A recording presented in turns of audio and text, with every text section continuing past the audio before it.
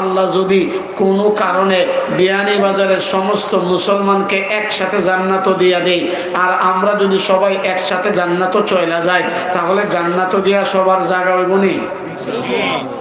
হইব হইব। মাশাআল্লাহ, জান্নাতটা কি বিয়ানীবাজারের সমান? বৃহত্তর সিলেটের সমান? সারা বাংলাদেশের সমান? সারা পৃথিবীর সমান? কত বড়? এক মিনিটে শুনেন কত বড়। এরপরে আমরা মূল আলোচনাটা শুরু করব ইনশাআল্লাহ। জান্নাতটা কত বড়, যেই জান্নাতের আশায় আরামের বিছানা ত্যাগ করে নরমাল বিছানায় বসে গেছেন, যেই জান্নাতের আশায় আল্লাহর কোরআনকে মহব্বত করা ঠান্ডার ভিতরে নরমাল বিছানায় বসে গেছেন, যেই জান্নাত যাবেন মনে এই তামান্না নেই, মাহফিলে চলে আসছেন, এই জান্নাতটা কত বড়, এই কথা বলি আমি আমার মূল আলোচনায় ঢুকে যাব ইনশাআল্লাহ। দিলের কান লাগায় শুনতে হবে।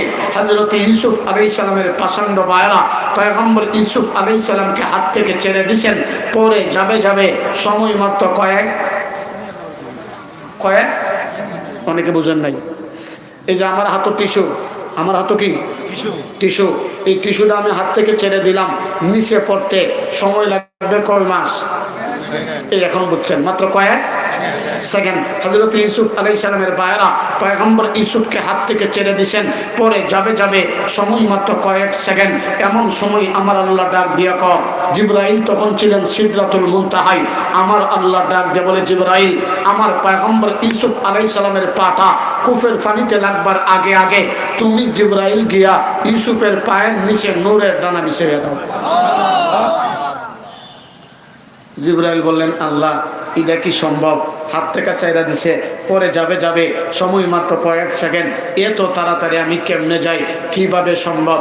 আল্লাহকে, জিবরাইল তুমি চেষ্টা করো, পৌঁছাইবার মালিক আমি আল্লাহ।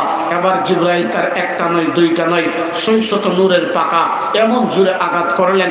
জিবরাইল বলেন, আমি তাকায় দেখি হযরত ইউসুফ আলাইহিস সালামের পাটা কুফের পানিতে লাগবার আগে আগে আমি জিবরাইল আইসা ইউসুফের পায়ের নিচে নূরের ডানা বিছাইয়া দিলাম। জান্নাত কত বড় একটা দৃষ্টান্ত দিলের কান লাগায় শুনতে হবে, না হয় আলোচনা বুঝবেন না। 2 নম্বর দৃষ্টান্ত, আল্লাহ নবী ডাক দেখো, জিবরাইল তুমি তো আমার কাছে এই পৃথিবীতে একা আসছো 24,000 বার, আমি কোনোদিন তোমার নিজস্ব আকৃতিতে দেখি নাই, আজকে একটু দেখতে চাই, দেখা দিবানি? জিবরাইল বলেন, নবী আসলেই দেখতে চান? বলে, হ্যাঁ আসলেই দেখতে চাই। তাহলে চেহারাটা আকাশের দিকে তাকান, তাকাইলেন, বলে নিচের দিকে নামাইলেন, বলে কিচ্ছু দেখছেননি? নবী বলে, না, কই কিচ্ছুই তো দেখলাম না। উপরে তাকাইলাম আকাশ সাদা, নিচে তাকাইলাম আকাশ সাদা, মাঝখান দিয়ে কয়েক সেকেন্ডের জন্য আসমানটা অন্ধকার হয়ে গিয়েছিল। এর কারণটা কি? জিবরাইল বলেন, নবী আমার, আকাশ আগেও সাদা এখনো সাদা, মাঝখান দিয়ে কয়েক সেকেন্ডের জন্য অন্ধকার কেন হয়েছিল জানেন? বলে, না। জিবরাইল বলেন, আমি আমার 600 পাকার ভিতর থেকে মাত্র একটা পাকা দিয়া কয়েক সেকেন্ডের জন্য পুরাটা আসমানকে ডাইকা দিছিলাম। আচ্ছা বলেন তো দেখি, একটা পাকা দিয়া যদি পুরাটা আসমানকে ডাইকা দেয়, বাকি পাকাগুলির দূরত্ব কি হইতে পারে? এই হিসাব করলে ওয়াজ করুন যাইব? আচ্ছা হিসাবটা কালকে বাড়ির দিয়া করেন, ওয়াজটা আজকে আমরা করি, ঠিক আছে নি? মাশাআল্লাহ। 3 নম্বর, জিবরাইল বলেন, আল্লাহ জান্নাত তো দিবেন বিয়ানীবাজারের মুসলমানকে, জান্নাত তো দিবেন বিশ্বের মুসলমানকে, আমাকে তো আর জান্নাত দিবেন না? জান্নাত দেওয়ার জন্য তো আমারে বানানো নাই, তবে আল্লাহ একটু অনুমতি দিবেননি, আমি জান্নাতকে একটু ঘুরে দেখতে চাই। আল্লাহ কো, জিবরাইল তোমারে অনুমতি দিলে জান্নাত ঘুরে শেষ করতে পারবা? জিবরাইল বলেন, অনুমতি দেন না, চেষ্টা করতে তো কোনো আপত্তি নাই। আল্লাহ কো, যাও অনুমতি দিলাম। অনুমতি পাওয়ার পরে হযরত জিবরাইল আলাইহিস সালাম 600 নূরের পাকা দিয়া জান্নাতের ভিতরে দৌড়তে আরম্ভ করলেন। উলামায়ে কেরাম চতুর্দিকে বসা আছেন, আমি একটা কথা ভুল বললে আমার কান্ডা ধরে শুধরাইয়া দিবেন, কোনো আপত্তি নাই। কোন বর্ণনায় 70 বছর, কোন বর্ণনায় 70,000 বছর পর্যন্ত 600 নূরের পাকা দিয়া জান্নাতের ভিতরে দৌড়তেই ছিলেন। জান্নাতের কুল কিনারা কিচ্ছুই পাইতেছে না। না পায় আল্লাহ, আপনি যেদিন বলছিলেন জান্নাত গুলো শেষ করতে পারবো না, ওই দিনই আমার বিশ্বাস হয়েছিল। তবে ৭০,০০০ বছর পর্যন্ত ৬০০ নূরের পাকা দিয়া দৌড়াদৌড়ি কইরা এই পর্যন্ত আমি কতটুক আগাইলাম, আমার সামনে জান্নাত কতটুক বাকি এটা তো জানতে পারি। আল্লাহকে জিবরাইল এই পর্যন্ত কয়টা ফিলার অতিক্রম করছো? জিবরাইল কো আল্লাহ 2টা ফিলার। আল্লাহ কো এমন অসংখ্য অগণিত ফিলার এখনো তোমার সামনে বাকি আছে। এমন জান্নাতের মালিক, এমন জান্নাতের মেহমান আমরা সবাই হতে চাই কি চাই না? আর জোরে বলেন, চাই কি চায় না? নামাজ না পড়া, নামাজ পড়া সপ্তাহে একদিন না জিনা করি না, শুক্রবার আইলে মসজিদও পড়ে, বারিন্দাও পড়ে, আবার বাইরেও সাড়ে বিছায় দিয়ে লাগে, তাহলে শুক্রবার সারা মুসল্লিগুলি যা কই সান্দের দেশ। তাহলে সব কথার মূল কথা একটাই, ওয়াজ আমরা সবাই জানি কিন্তু মানি না। এজন্য দাওয়াত ও তাবলীগের প্রসিদ্ধ একটা পয়গাম হলো, জানার নাম কামিয়াবি না, মানার নাম কামিয়াবি। জানতেন তো শয়তান, কিন্তু মানতেন না। এজন্য সবাই একসাথে বয়ানের আমার সাথে ওয়াদা করেন, জাহান্নামের আগুন থেকে বাঁচতে হলে, আল্লাহ তুলি জান্নাত পেতে হলে আল্লাহর বিধান নামাজ পড়তে হবে। সপ্তাহে একদিন না দৈনিক কয়বার পড়বেন তো ইনশাআল্লাহ? পড়বেন তো ইনশাআল্লাহ? আল্লাহ সবাইকে কবুল করেন, আমিন বলেন। এলা একটা দৃষ্টান্ত। 2 নম্বর দৃষ্টান্ত জান্নাত কত বড় দিবার আগে আবারও আপনাদের পায়ের দিকে হাত রেখে বলতে চাই, যতক্ষণ কথা বলবো, যতক্ষণ শুনবেন আমলের নিয়তে শুনবেন তো ইনশাআল্লাহ? ইনশাআল্লাহ ইনশাআল্লাহ। মুসলমান ভাইরা আমার, এদিক সেদিক নজর দেওয়া যাবে না, সময় কিন্তু বেশি একটা নাই। যারা এখনো রাস্তাঘাটে অযথা কারণে ঘোরাফেরা করতেছেন, 2-4 মিনিটের ভিতরে জান্নাতের বাগানে ঢুইকা যান। আপনারা ঢুইকা গেলেই আমি আমার মূল আলোচনা শুরু করে দিব ইনশাআল্লাহ। এবার শুনেন জান্নাত কত বড়। 2 নম্বর দৃষ্টান্ত, দুনিয়াটা 2 বার সৃষ্টি করলে যত সময় লাগবে, এত সময় পর্যন্ত জাহান্নামীরা জাহান্নামে থেকে আল্লাহকে বলবেন, আল্লাহ আমাদেরকে চিরস্থায়ী মরণ দিয়া দাও। জান্নাতীরা বলবেন, আল্লাহ চিরস্থায়ী জান্নাত দিয়া দাও। ওই সময় আল্লাহ তাআলা একটা মৃত প্রাণীকে জান্নাত আর জাহান্নামের মাঝখানে রেখে আল্লাহ জবাই করে বলবেন, আজকের পর থেকে তোমরা চিরস্থায়ী জাহান্নামী। জান্নাতীদেরকে বলবেন, আজকের পর থেকে তোমরা চিরস্থায়ী জান্নাতি। যেই মাত্র এই কথা বলবে, জান্নাতীরা জান্নাতের ভিতরে আনন্দ উল্লাস করতেই থাকবে, করতেই থাকবে। এই বিয়ানী বাজারের মুসলমানেরা, জান্নাত কত সুন্দর, কত মনোরম আমি আপনাদেরকে বয়ান করে বুঝাইতে পারবো না, কারণ আজকে আমার বিষয়টা জান্নাত জাহান্নাম না। হাদিসে কুরসি আল্লাহ নিজেই তো বলতেছেন, আতাতুল ইবাদিয়াস সালিহিন মা লা আইনুন রাআত ওয়ালা উযুনুন সামিআত ওয়ালা খাতারা আলা কলবি বাশার। আল্লাহ বলেন, আমি আমার বিয়ানী বাজারের মুসলমান নর এবং নারীর জন্য জান্নাতটা কত সুন্দর করে সাজায় রাখছি। দুনিয়ার চোখ দেখা নাই, কানও শুনে নাই, মানব অন্তর কোনোদিন কল্পনা করতে পারে নাই। এত সুন্দর জান্নাতের ভিতরে জান্নাতীরা আনন্দ করতেই থাকবে, করতেই থাকবে। হঠাৎ করে শুনতে পাই কে যেন একজন বলতেছেন, আসসালামু আলাইকুম ইয়া আহলাল জান্নাহ। এই জান্নাতীরা তোমাদেরকে সালাম সালাম। জান্নাতীরা চতুর্দিকে চেহারা ঘোরায় দেখবে, মানুষ দেখা যায় না। কে রে আমাদেরকে সালাম দিলা? হঠাৎ করে গায়েব থেকে একটা আওয়াজ আসবে, এরে জান্নাতীরা তোমাদেরকে যিনি সালাম দিয়েছেন উনি আর কেউ না, উনি হলেন আপনার আমার মালিক, আমার রব আল্লাহ তাআলা। এই বিয়ানী বাজারের মুসলমানেরা একটা জবান কেউ বন্ধ রাখবেন না, একসাথে আওয়াজ করে বলেন তো দেখি, জান্নাতের ভিতরে আমার মালিকের কুদরতি জবান থেকে সালামের আওয়াজ সবাই শুনতে চান কি চান না? আরো জোরে বলেন না, চান কি চান না? সত্যি সত্যি যদি জান্নাতের ভিতরে আমার মালিকের জবান থেকে সালামের আওয়াজ শুনতে চান, কোরআনের মাহফিল রেখে রাস্তাঘাটে কেমনে ঘোরাফেরা করেন, সত্যি সত্যি যদি জান্নাতের ভিতরে আমার মালিকের জবান থেকে সালামের আওয়াজ শুনতে চান, আর সময় নষ্ট না করে জান্নাতের বাগানে ঢুইকা যান না, তাহলে তো মালিকের জবান থেকে সালামের আওয়াজ শুনতে পাবেন।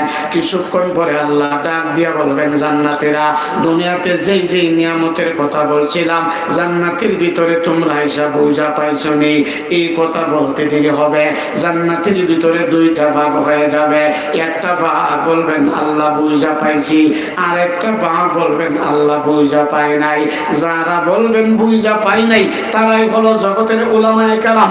আল্লাহ বলবেন কি বুঝা পাও নাই? উলামায়ে কেরাম বলবেন মালিক আমার জান্নাতের ভিতরে নিয়ামতের কোনো অভাব নাই, যা বলছো তার চাইতে বেশি পাইছি, কিন্তু জান্নাতের ভিতরে আয়েশা আমরা তোমারে দেখতে পাই নাই।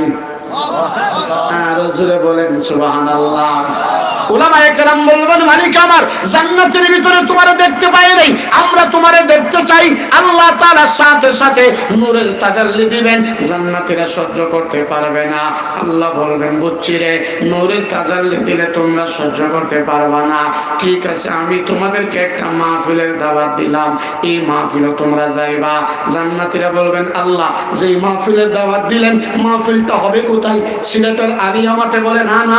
মাহফিলটা হবে কোথায়? ঢাকা সোহরাওয়ার্দী উদ্যানে? বলে না না। আল্লাহ কো মাহফিলটা যেই মাঠের ভিতরে হবে এই মাঠটার নাম হবে মাজিদ, মাঠটার নাম হবে মাজিদ।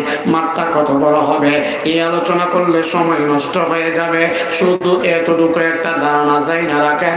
জিবরাইল বলেন আমি আমার 600 নূরের পাকা দিয়া, আমি আমার 600 নূরের পাকার সবগুলি দিয়া না, মাত্র একটা পাকা দিয়া আসমান জমিনকে একসাথে তুলে আছাড় মারতে পারি। আমার একটা পাকার ভিতরে এত শক্তি, এত শক্তি।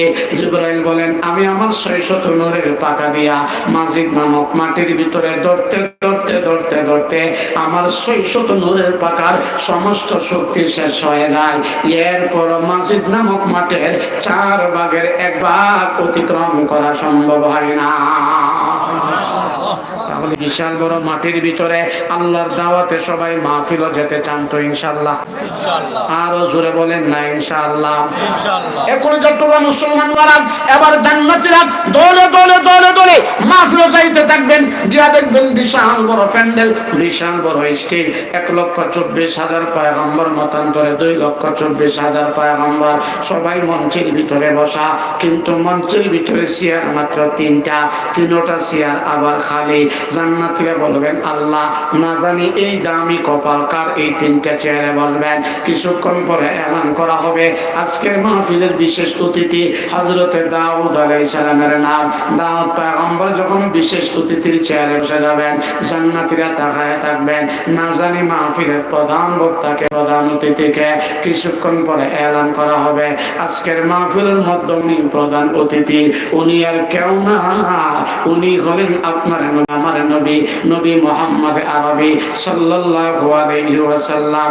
যেই মাত্র আমার নবীর নামটা বলবে আমার নবী প্রধান অতিথির চেয়ারে বলবে, জান্নাতীরা অপলক দৃষ্টিতে আমার নবীর চেহারার দিকে তাকায়া থাকবে। শুধু তাকায়া থাকবে তা নয়, তাকায়া তাকায়া চোখের পানি ফালায়া ফালায়া কানবে আর বলবে আরে আসমানের মালিক আমার আল্লাহ, এত সুন্দর নূরানি চেহারার ভিতরে তায়েফের মানুষেরা কেমনে পাথর মারলো। আফসোস করে আর বলবে আল্লাহ এত সুন্দর নূরানি চেহারার ভিতরে তায়েফের মানুষগুলি কেমনে পাথর মারলা। কান্না করতে থাকবে, করতে থাকবে। কিছুক্ষণ পরে এলান করা হবে আজকের মাহফিল সভাপতির নাম। উনি বলেন আপনার আমার মালিক আমার রব আল্লাহ তাআলা। আল্লাহ তাআলা যখন সভাপতির চেয়ারে বসে যাবেন মাহফিলটা কমপ্লিট হয়ে যাবে। আল্লাহ বলবেন আর দেরি করতে চায় না, আমি আমার মাহফিল আরম্ভ করে দিতে চাই। আল্লাহ তখন বলবেন মাহফিলের বিশেষ অতিথি হযরতে দাউদ আলাইহিস সালাম সমস্ত জান্নাতীদেরকে কোরআন থেকে তেলাওয়াত করে শোনায় দাও না। আমার আল্লাহ বলতে দেরি হবে, দাউদ পয়গম্বর 30 পারা কোরআনের হাফেজ হইতে দেরি হবে না, সাথে সাথে তেলাওয়াত শুরু করে দিবে। তাবারাকাল্লাযী বিয়াদিহিল মুলক। দাউদ পয়গম্বর যখন তেলাওয়াত করত উড়ন্ত পাখিরা গাছের ডালের মধ্যে বসে যাইত, সাগরের মাছগুলি কিনারায় চলে আসত। এত সমুদ্র কণ্ঠের তেলাওয়াত কিছুক্ষণ পরে যখন বন্ধ করে দিবে জান্নাতীরা বলবেন মালিক আমার এত সমুদ্র কণ্ঠের তেলাওয়াত কেন বন্ধ করলো, আমরা আরো শুনতে চাই। আল্লাহ বলবেন জান্নাতীরা এর চাইতে আরো সুন্দর তেলাওয়াত আছে, তোমরা শুনবানি। জান্নাতীরা বলবেন আল্লাহ এর চাইতে আরো সুন্দর তেলাওয়াত আবার হয় কেমনে? আল্লাহ বলবেন অবশ্যই হয়। এবার আল্লাহ বলবেন মাহফিলের মাধ্যমে প্রধান অতিথি দুনিয়াতে কত কাফের বেঈমানরা লুকাইয়া লুকাইয়া আপনার তেলাওয়াত শুনছে, কিন্তু বিয়ানীবাজারের মুসলমানেরা আপনি নবীরে দেখে নাই, জীবন দেওয়ার জন্য তারা প্রস্তুত হয়ে যাইত। মাজিদ নামক মাটির ভিতরে সমস্ত জান্নাতীদেরকে সূরা ইয়াসিনটা তেলাওয়াত করে শোনায় দেন না। এই বিয়ানীবাজারের মুসলমান আমার নবী যখন তেলাওয়াত করবে জান্নাতীরা পাগলের মতো এদিক সেদিক দৌড়াদৌড়ি করতে থাকবে। কিছুক্ষণ পরে আমার নবীও তেলাওয়াত বন্ধ করে দিবে। জান্নাতীরা বলবে আল্লাহ এত সুন্দর চেহারা, এর চাইতে কোটি কোটি গুণ বেশি সুন্দর সমুদ্র কণ্ঠে তেলাওয়াত কেন বন্ধ করলা? আমার আল্লাহ বলবেন জান্নাতীরা এতক্ষণ যার যার জবান থেকে তেলাওয়াত শুনছো তারা হইল সৃষ্টি, আমি আল্লাহ হইলাম স্রষ্টা।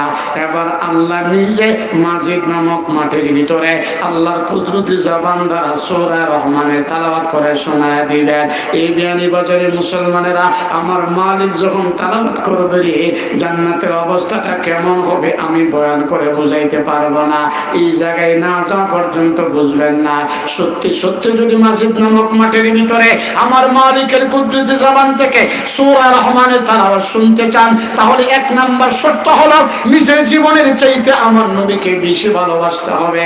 দুই নাম্বার শর্ত হলো রান্নাঘর থেকে নিয়ে রাষ্ট্রীয় ভবন পর্যন্ত প্রত্যেকটা সেক্টরে যদি আল্লাহর কোরআনকে বুকে ধারণ করা শিরিক মুক্ত ঈমান বেদাত মুক্ত অল্প আমল নিয়ে কবরে যাইতে পারেন, কবরে যাইতে দেরি আল্লাহ অন্ধকার কবরটাকে ফুলের বাগান বানায় দিতে দেরি করবে না। তাহলে সবাই মিলে একসাথে আওয়াজ করে বলেন মাজিদ নামক মাটির ভিতরে আমার মালিকের কুদরতি জবান থেকে আপনারা সবাই সূরা রহমানের তেলাওয়াত শুনতে চান? আরো জোরে বলেন না শুনতে চান? সত্যি সত্যি যদি শুনতে চান তাহলে কোরআনের মাহফিল রাইকা ঘরে বসে থাকতে পারেন না, কোরআনের মাহফিল রাইকা রাস্তাঘাটে ঘোরাফেরা করতে পারেন না। সত্যি সত্যি যদি আমার মালিকের কুদরতি জবান থেকে সূরা রহমানের তেলাওয়াত শুনতে চান আর দেরি করেন না, কোরআনের মাহফিলে চলে আসেন না। হইতে পারে এই মাহফিলটা আজকের মাহফিল আপনার আমার জীবনের শেষ মাহফিল হয়ে যেতেও পারে। কার কখন কোন সময় মালাকুল মউত চলে আসে আমরা তো কেউ জানি না। মরণটা এত কাছে ডান দিকে সালাম ফিরাইলে বাম দিকে সালাম ফিরানোর কোনো ক্ষমতা নাই। এর ভিতরেই মালাকুল মউত চলে আসতে পারে। এজন্য কলিজার টুকরা বাবারা, কলিজার টুকরা ভাইয়েরা, এই যে আমি বয়ান করতেছি আপনারা মৌমাছির চাকের মতো আমার দিকে তাকায় তাকায় শুনতেছেন।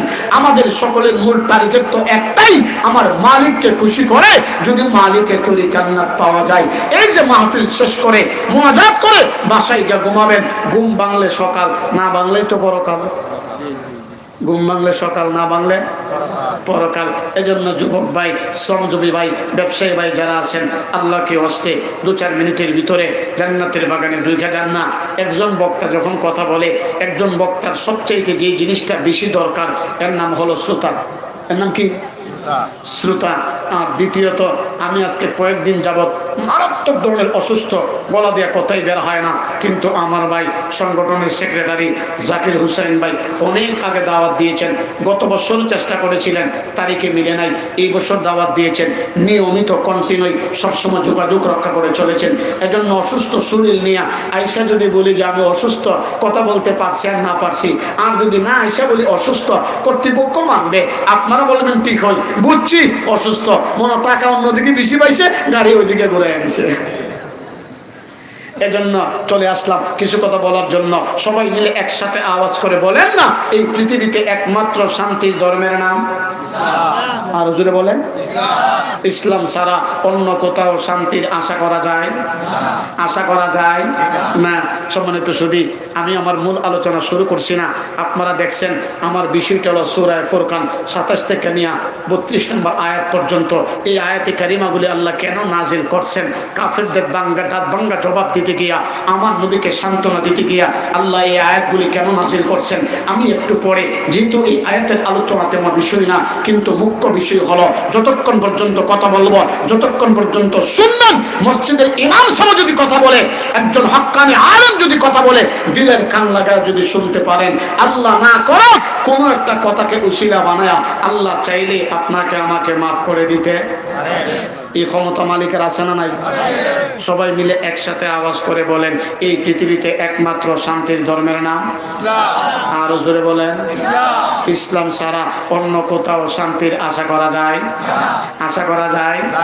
টাকার ভিতরে শান্তি নাই, অট্টালিকার ভিতরে শান্তি নাই, বিল্ডিং এর ভিতরে শান্তি নাই, এয়ার কন্ডিশনের ভিতরে শান্তি নাই। আমার কথায় কে কষ্ট পায়েন না, আমারে বদদোয়া দিয়েন না।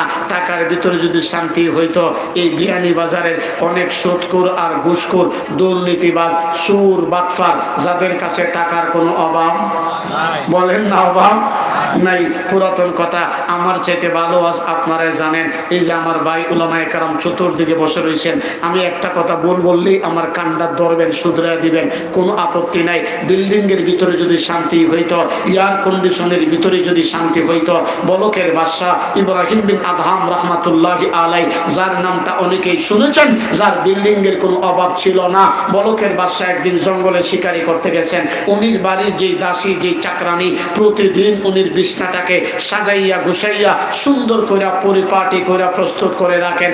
দাসী যখন বিছনাটা সাজাইতে আসলো, আয়েশা দেখে আজকে বাদশা বাড়িতে নাই।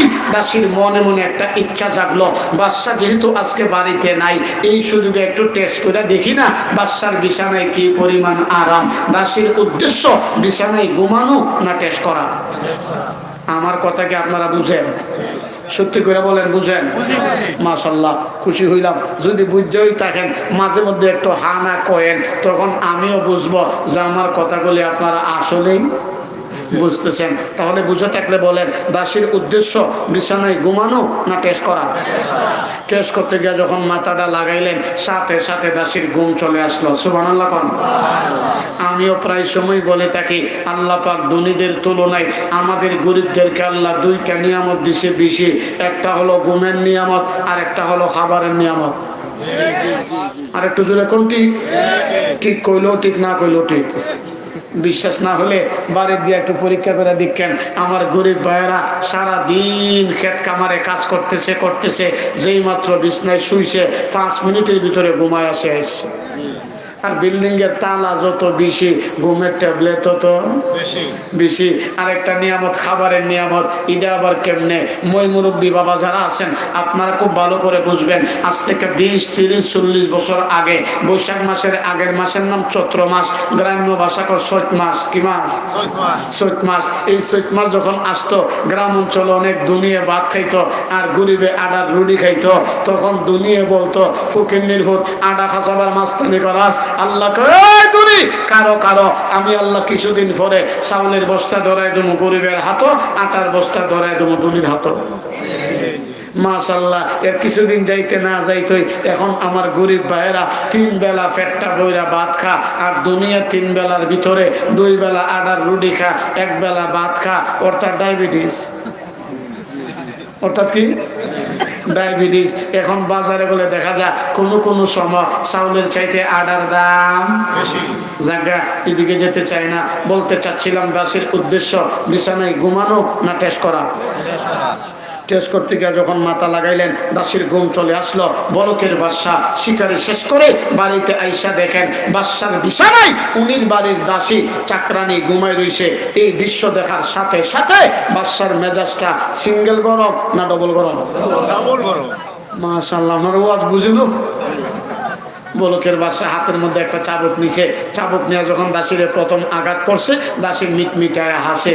আবার যখন দ্বিতীয়বার আঘাত করছে, দাসী এবার কাঁদে।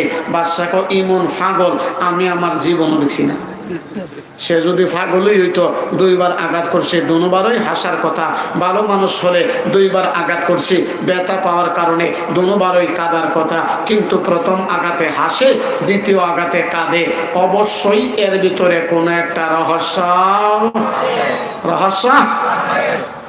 বাদশা এবার ডাক দিয়ে বলেন, দাসীরে আমি বুঝলাম না তুমি কেমন পাগল। ও দাসী, তুমি যদি পাগল হইতা আমি তোমারে 2 বার আঘাত করলাম, 2 বার ওই হাসার কথা। ভালো মানুষ হলে 2 বার আঘাত করলাম, 2 বার ওই কাঁদার কথা। এর দাসী, তুমি প্রথম আঘাতে হাসলা, দ্বিতীয় আঘাতে কাঁদালা, এর পিছনে কারণটাকে একটু জানতে চাই, বলবানি। দাসী তখন চমৎকার করে কথা বলতেছেন। এই বলকের বাদশা ইব্রাহিম বিন আদহাম তোমার মতো একজন বাদশার বিছানায় আমার মতো একজন জঘন্য খাদেমা হইয়া ঘুমাইবার কোনো যোগ্যতা রাখে না। আমি কোনোদিন ঘুমাইতেও চাই না। আমি প্রতিদিন নিজের হাতে আপনার বিছানাটাকে সাজাইয়া গুছাইয়া সুন্দর করে পরিপাটি করে প্রস্তুত করে রাখি রে বাদশা।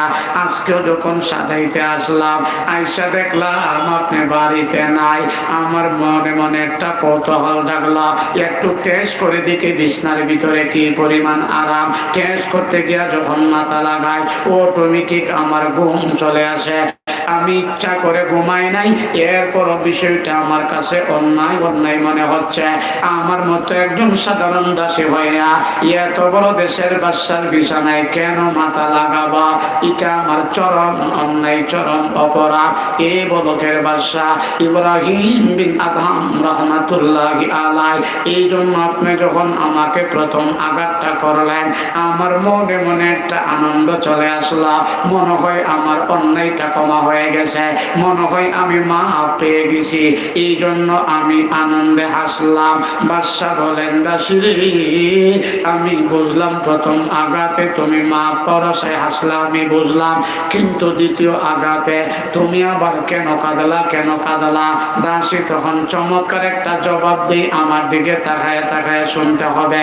দাসী তখন চমৎকার করে একটা বাদশার জবাব দেয়। এ বলকের বাদশা ইব্রাহিম বিন আদহাম রহমাতুল্লাহি আলাইহি, দ্বিতীয় আঘাতে আমি আমার জন্য কাঁদি নাই, আমি তো আপনার জন্য আফসোস করে কাঁদছি। বলে, আমার জন্য কিসের আফসোস? আমার জন্য তোমার তো মায়া দয়া ভালোবাসা কোন দিন থেকে হলো? এরে বাদশা, আমি ভুলবশত অনিচ্ছাকৃত ভাবে আপনার বিছানায় ঘুমানোর কারণে একটার পরে একটা আমাকে আঘাত করতে শুরু করে দিলে। বাদশা রে, আপনি যে আমার মালিক, আমার রব আল্লাহকে বলিয়া দিনের পরে দিন, রাইতের পরে রাত নরম বিছানায় ঘুমাইতেছেন রে বাদশা। আমার মালিকের কাঠ গড়ায় আপনার জন্য কত বেত্রাঘাত রেডি হয়ে গেছে রে বাদশা। আমি সে আফসোস করে করে আপনার জন্য কাঁদতেছি। সুবহানাল্লাহ বলেন না? আর একটু জোরে আওয়াজ করে দিল থেকে নবীর মহব্বতে বলেন না সুবহানাল্লাহ। বাজারের মুসলমানেরা একটা জবান কেউ বন্ধ রাখবেন না, একসাথে আওয়াজ করে চিল্লে বলেন না, দাসী যদিও দাসী, কথাটা কিন্তু দাসীর মতো বলে নাই, চমৎকার শিক্ষণীয় উপদেশমূলক কথা। তাহলে সব কথার মূল কথা একটাই, ওয়াজ আমরা সবাই জানি কিন্তু মানি না।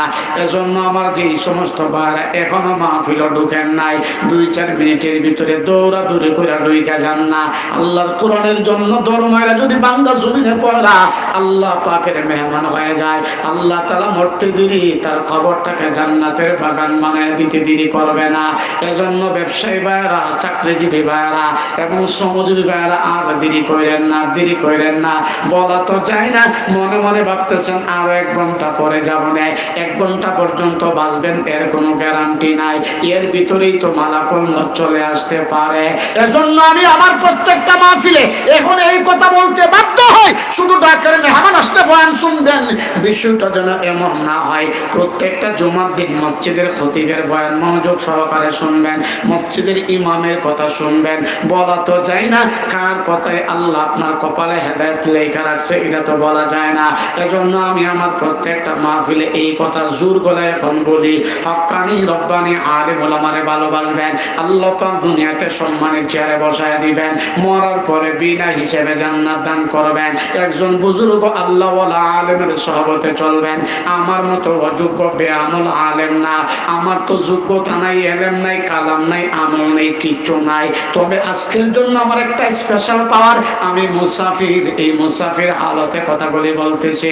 এর বিহারি বাজারের মুসলমানেরা আল্লাহর কসম করে বলি, আল্লাহর কসম করে বলি, একজন হক্কানি রব্বানি আলেমের সহবতে চলবেন, আল্লাহ তাআলা জাহান্নামী মানুষটাকে জান্নাতি মানুষ বানায়া দিবেন ভালো মানুষের সহবতে থাকার কারণে। আজকে আমার আলোচ্য বিষয়টা একটু পরেই বুঝবেন কি পরিণাম কাফের বেঈমানদের হয়ে গিয়েছিল শুধুমাত্র খারাপ বন্ধুর সংগ্রহ গ্রহণ করার কারণে। একটু পরে আমরা আলোচনায় ঢুকে যাব। মূল আলোচনায় আস্তে আস্তে কিন্তু চলে আসতেছে এই কথাগুলির ভিতরে দিয়া। এজন্য বন্ধু বানাবেন মসজিদের ইমামকে, বন্ধু বানাবেন মসজিদের খতিবকে, বন্ধু বানাবেন একজন আলেমকে। এই বন্ধু কখনো আপনাকে জাহান্নামের দিকে টেনে নিয়ে যাবে না।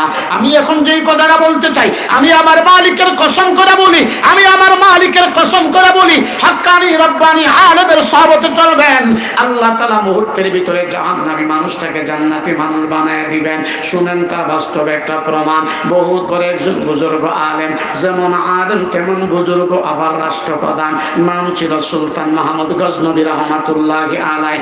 আমার মতো অযোগ্য আলেম না, বেআমল আলেম না, যেমন আলেম তেমন বুজুর্গ, আবার রাষ্ট্রপ্রধান। নামটা ছিল সুলতান মাহমুদ গজনবী রহমাতুল্লাহি আলাইহি। একদিন রাতের বেলা ছদ্মবেশে লুঙ্গি পরা, একটা গামছা কাঁধের ভিতরে ফালায়া ঘর থেকে বের হয়ে গেলেন। এলাকার জনগণ কে কোন অবস্থায় আছে দেখার জন্য।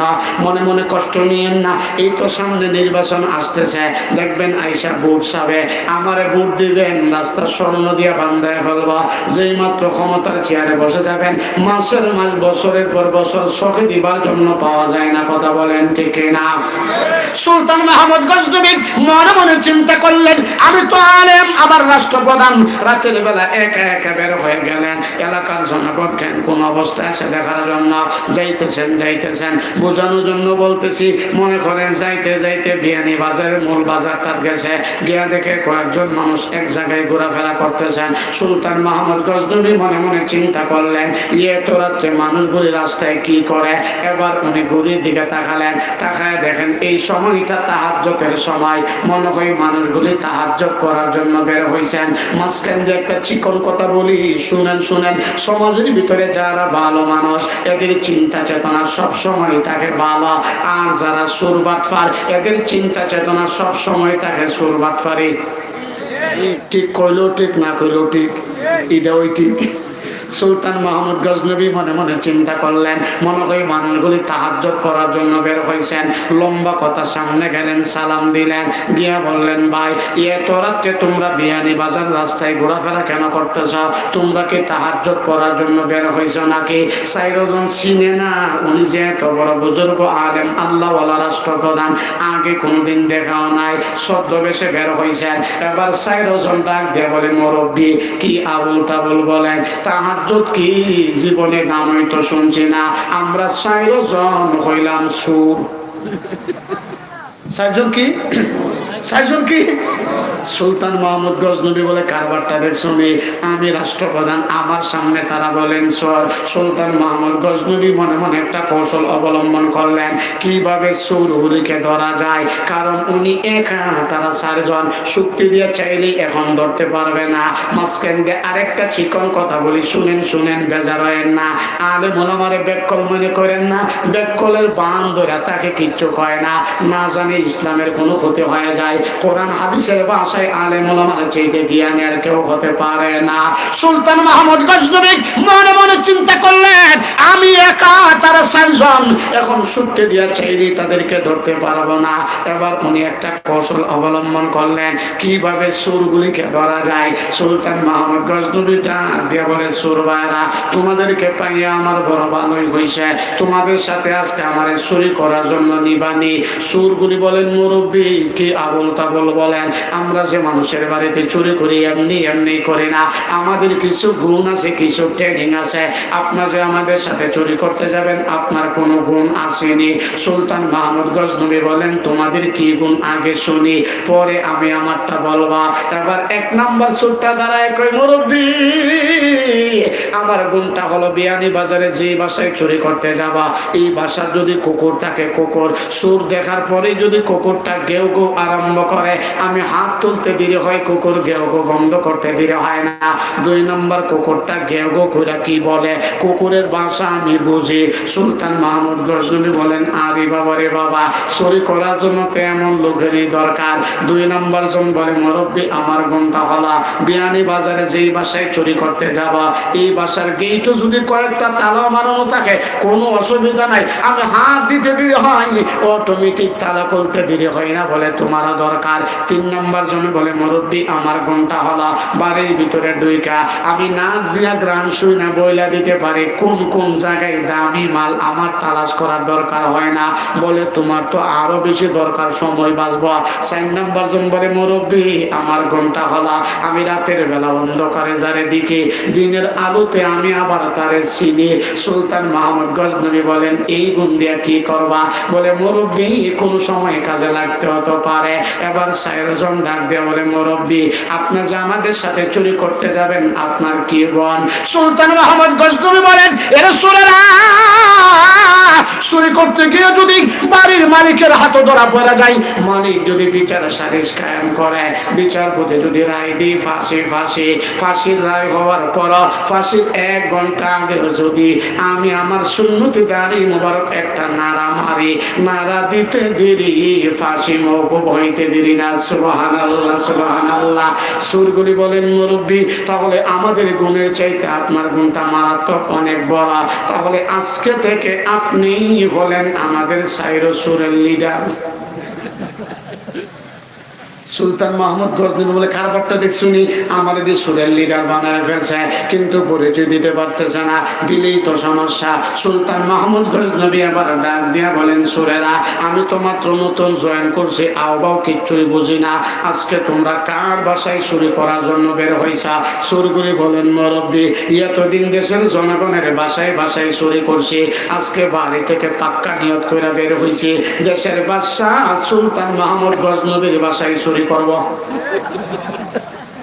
বাদশা কারবারটা দেখছুনি, আমি সাথে আমার বাসা বলে চুরি করব, কিন্তু পরিচয় দিতে পারতেছে না। বলো চলো চলো চলো, যাইতেছেন। যেই মাত্র বাদশার বাড়ির সামনে গেছেন, বাদশার বাড়ির কুকুর গেউ গো আরম্ভ করছেন, প্রথম জন হাত তুলছেন, কুকুর গেউ গো বন্ধ করে ফেলছেন।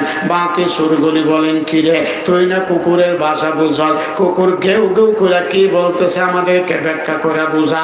বলে কুকুর গেউ গেউ করে বলতেছে বাড়ির মালিক নাকি আমরা সাথে। বাকি সুরগুলি কো বাটফারের ঘর, বাটফার, আমরা 5 জন সুর, বাড়ির মালিক বাদশা, উনি আবার কই থেকে আইব? তুমি কুকুরের ভাষা বুঝো না, বাটফারে বুঝা জায়গা হও না। কথা কিন্তু সত্য পাত্তা দিলেন না। এবার 2 নম্বর জন গেটে হাত রাখলেন, অটোমেটিক গেটটা খুলে গেল, ভিতরে ঢুকলেন। 3 নম্বর জন নাক দিয়া গ্রাম শুইনা বইলা দিলেন কোন কোন জায়গায় দামি মাল, সব বলি একসাথে জমা করে গাঁটটি বান্ধা বাহিরে আইসা বন্টন করলেন 6টা, 4 সুরের 4টা, লিডারের 2টা, বন্টন করে চলে যাবেন। এমন সময় সুলতান মাহমুদ গজনবী ডাক দিয়া কয়, এর সুরেরা তোমরা প্রত্যেকেই কাগজে কলমে তোমাদের ঠিকানা লেখা দিয়া যাও, আবার কোনদিন চুরি করার দরকার হইলে যেন সহজেই তোমাদেরকে তালাশ করে বের করতে পারি। সুরগুলিও সরল মনে ঠিকানা লেখা দিতেছে। বুঝবো না খেলাটা? যেই মাত্র সকাল হয়েছে, এলাকার ভিতরে মানুষগুলি মিছিল কয়রা বাদশার বাড়িতে জমা হইতেছেন। এত বড় স্পর্ধা, বাদশার বাড়িতে চুরি করছে, সর্বোচ্চ শাস্তি হওয়ার দরকার। এবার বাদশা ঠিকানা অনুযায়ী 2 জন করে পুলিশ ভাই পাঠায়া 4টা সুরকে 4 জায়গা থেকে ধরে আনছেন, গ্রেফতার করে আনছেন। সুরগুলিও স্বীকার করছে, হ্যাঁ আমরা বাদশার বাড়িতে চুরি করছি। এবার বিচারপতি রায় দিছে, তোমাদের ফাঁসি 1 ঘন্টা পরে ফাঁসি হয়ে যাবে। ফাঁসির রায় শোনা মাত্র 4 সুরের ভিতরে 3টা সুর হাউমা করে কান্নাকাটি করে, একটা সুর দাঁড়ায় মুসকি হাসে। বাদশা কো কিরি তোর দিয়ে সাহস কম না, তোর সাথে 3 জনে কাঁদে, তুই যে হাসস এর কারণটা কি? তখন 4 নম্বর সুরটা ডাক দিয়ে বলে, বাদশা রাতের বেলায় সুর কিন্তু আমরা 4 জন ছিলাম না, সুর ছিলাম মোট 5 জন। এর ভিতরে আমার একটা গুণ ছিল, আমি অন্ধকারে যারে দেখি দিনের আলোতে আমি আবার তারে চিনি। এরে বাদশাহ, রাতের বেলায় আমাদের সাথে 5 নম্বরে যে সুরটা ছিল উনি তো ছিলেন বাদশাহ, আপনি নিজেও বাদশাকে চোখের পাওয়ার তো মারাত্মকরি এদিছি নালাইছে। ডাক দেখো বাদশা, আমরা চুরি করবার আগে 4টা গুণ আমরা কাজে লাগাইছি। আপনার একটা গুণ ছিল, যদি মালিকের হাতে ধরা পড়া যায়, মালিক যদি বিচার সালিশ কায়েম করে, আপনি ওই সময় বড় গলায় বলছিলেন ফাঁসির 1 ঘন্টা আগেও যদি সুন্নতি দাড়ি মোবারক নাড়া দেন ফাঁসি মওকুফ হয়ে যাবে। এই জন্য আমি কাঁদি নাই, আমি আপনার দাড়ি মোবারকের দিকে তাকায় রয়েছে, কোন সময় দাড়িটা নাড়া দিবেন ফাঁসি থেকে মওকুফ হয়ে যাবা। বাদশাহ বলেন সুরেরা, তোদের কপাল ভালো, কপাল ভালো, মনে হয় আল্লাহ তাআলা তোদেরকে কবুল করে ফেলছে। একজন হক্কানি রব্বানি আলেমের সহবতে থাকার কারণে মনে হয় আল্লাহ তাআলা তোদেরকে কবুল করে ফেলছে, যে আমিও তোদেরকে মাফ করে দিলাম। যেই মাত্রই কথা বলছে 4টা চোর সাথে সাথে সেজদায় করে এমন ভাবে কান্না আরম্ভ করছে। হাকিমুল উম্মত মুজাদ্দিদে জামান আল্লামা আশরাফ আলী থানভী রাহমাতুল্লাহি আলাইহি লেখেন, আমার আল্লাহ 4টা চোরকে দুনিয়া থেকে বিদায় গ্রহণ করবার আগে আগে আল্লাহর প্রিয় বান্দা বানায় দুনিয়া থেকে উঠায় নিয়েছেন। সুবহানাল্লাহ বলেন না সুবহানাল্লাহ, আর একটু জোরে বলেন না সুবহানাল্লাহ। এ বিয়ানী বাজারের মুসলমানেরা, এজন্য দাওয়াতুল হকের শ্রমিক ভাইরা, আমার যুবক ভাইরা অক্লান্ত পরিশ্রম করে দিন রাত মেহনত করে এই মাহফিলটা কেন করেছেন জানেননি? এর পিছনে মূল একটাই কারণ, যদি আজকের এই মাহফিল থেকে একজন বা একটা কথা শুনে না নিজের জীবনটাকে একটু পরিবর্তন করতে পারে, তাহলে এই দুনিয়ার প্রত্যেকটা ঘাটে ঘাটে সম্মানী আল্লাহ তাআলা তারে মরার পরে জান্নাতের মেহমান বানায় দিবেন। আমি আপনাদের সামনে সূরা ফুরকানের যে আয়াতগুলি তেলাওয়াত করেছি, এই আয়াতগুলি আল্লাহ কেন নাযিল করছে জানেননি? এটাই তো হলো মূল আলোচ্য বিষয়। এদিক সেদিক নজর দিবেন না। মক্কার কাফের বেঈমানরা কাফের হইল, তাদের একটা অভ্যাস ছিল বড় বালা, তারা বড় মেহমানদারি করেন। যারা মক্কায় মদিনায় গেছেন আপনারা বুঝতে পারবেন। আমরা যখন মদিনায় গেছি, মদিনার মাসুম বাচ্চারা হাতের মধ্যে দুইটা টানাটানি আরম্ভ করে, আমার দস্তরখানে ইফতার করবেন, আমার দস্তরখানে ইফতার করবেন। কিন্তু মক্কার কাফের বেঈমান, যদিও কাফের বেঈমান, তাদের একটা গুণ হলো তারা মেহমানদারি বড় পছন্দ করেন, মেহমানদারি পছন্দ করেন। ব্যবসা বাণিজ্যের ভিতরে লাভ করলে মেহমানদেরকে দাওয়াত দিয়ে তারা খাওয়াইতে পছন্দ করেন। এর ভিতর থেকে একজন কাফেরের নাম হলো উকবা ইবনে আবি মুআইদ। ব্যবসার ভিতরে মারাত্মক লাভ করে ফেলছে, মেহমান খাওয়াবেন, কিন্তু মেহমানের ভিতরে আবার ভালো মেহমান খাওয়াবেন। ভালো মেহমানকে এরা কাফের হইতে পারে। মক্কার মধ্যে একটা জরিপ লাগায় দিলেন, জরিপ লাগায় বের করলেন মক্কা নগরীর ভিতরে আব্দুল্লাহর পুত্র মোহাম্মদ যাইতে ভালো মেহমান আর কেউ হতে পারে না। যদিও কাফের, যদিও তারা মুশরিক, তারা জরিপ লাগায় দিলেন মক্কা নগরীর ভিতরে আমার নবীর চাইতে ভালো মানুষ এই পৃথিবীতে আর কেউ হতে পারে না। উকবা ইবনে আবি মুআইদ আমার নবীর মেহমান দাওয়াত দিলেন, নবীও দাওয়াত গ্রহণ করলেন। বাড়িতে গেলেন, বাড়িতে গিয়া বলেন, তুমি তো আমার দাওয়াত দিছ, আমি আসছি ভালো কথা, কিন্তু আমি ততক্ষণ পর্যন্ত তোমার খাবার আমি গ্রহণ করব না যতক্ষণ পর্যন্ত তুমি না পড়ছো লা ইলাহা ইল্লাল্লাহ মুহাম্মাদুর রাসূলুল্লাহ সাল্লাল্লাহু আলাইহি ওয়াসাল্লাম। কালিমা না পড়লে আমি তোমার খাবার খাবো না। উকবা ইবনে আবি মুআইদ টেনশনের ভিতরে পড়ে গেলেন। মক্কার মানুষদের একটা নিয়ম ছিল, মেহমানকে দাওয়াত করে বাড়িতে আনছেন, যদি মেহমান বাড়ি থেকে খাবার না খেয়ে চলে যায় তাহলে এই সমাজের ভিতরে এর চাইতে নিকৃষ্ট মানুষ আর কেউ হতে পারে না। উকবা ইবনে আবি মুআইদ মেহমান যেন অসম্মানী না হয় কালিমা পড়লেন, মুসলমান হইলেন, আমার নবীও খাবার খাইলেন। কিন্তু যেই কথা একটু আগে বলতেছিলাম, বন্ধু যদি ভালো হয় তাহলে আপনাকে জান্নাতের পথে নিয়ে যাবে, আর বন্ধু যদি ইয়াবাকুর হয় তাহলে আপনার মাঝে মধ্যে বলবেন একটা টান দেওয়া হইলো দেখ, খাওয়ান লাগতো না, মাঝে মধ্যে একটা টান দেয়া দেখস না কেমন লাগে। 1 টান 2 টান করতে করতে দেখেন আলোচনা ভিন্ন দিকে চলে যায়। আমরা আলোচনায় আসছি, এজন্য আমি তো প্রত্যেকটা মাহফিলে গেলে এই কথা বলতে বাধ্য হয়।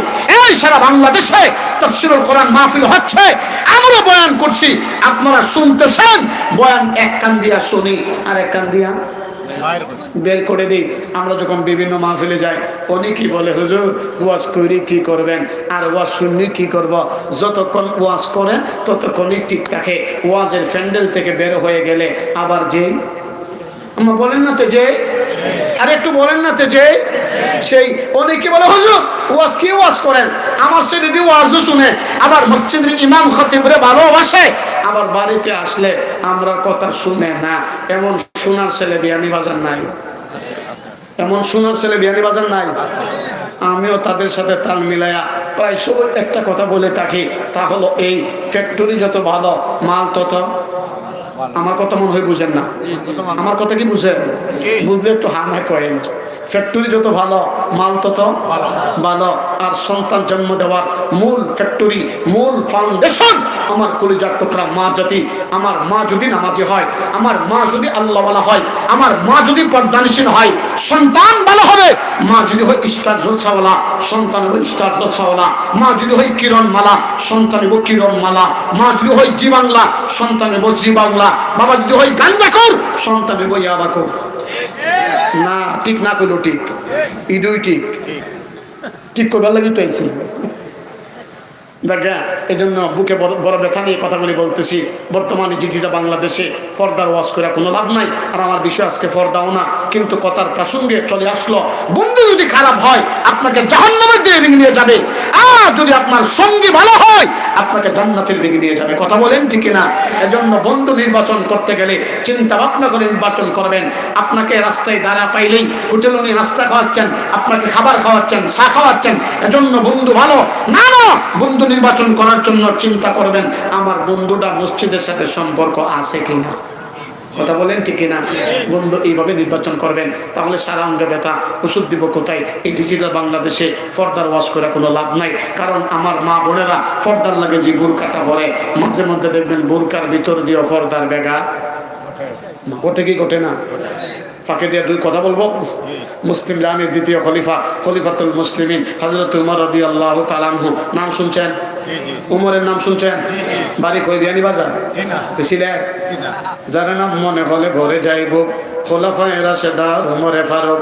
মাবুদের পথে ছিল নিবেদিত প্রাণ, নিজেই বহন করে দুঃখীদের ত্রাণ, ত্যাগ করে দুনিয়ার আলিশান সুখ। উমরে ফারুক, উমরে ফারুক, উমরে ফারুক। উমরের নাম শুনছেন তো? উমর নরম না গরম? একটু আওয়াজ করেন না, উমর নরম না গরম? উমরকে দেখলে আমার নবী মুসকে মুসকে হাসতেন। উমর বলেন ইয়া রাসূলুল্লাহ, আমার দেখলে আপনি হাসেন, এর কারণটা কি? আমার নবী বলেন উমর, আমি একদিন দেখলাম তুমি যখন রাস্তা দিয়ে বের হইছ, তোমার দিকটা শয়তানগুলি রাস্তা ছেড়ে ভাগতেছে। সুবহানাল্লাহ কইতেন না? না ফজর ঘরে কইবে ভাই আমারে দিয়েন না, আমি তো অসুস্থ, ডাক অসুস্থ, চাও লাগতো না, ফিসে দিয়ে দিয়েন।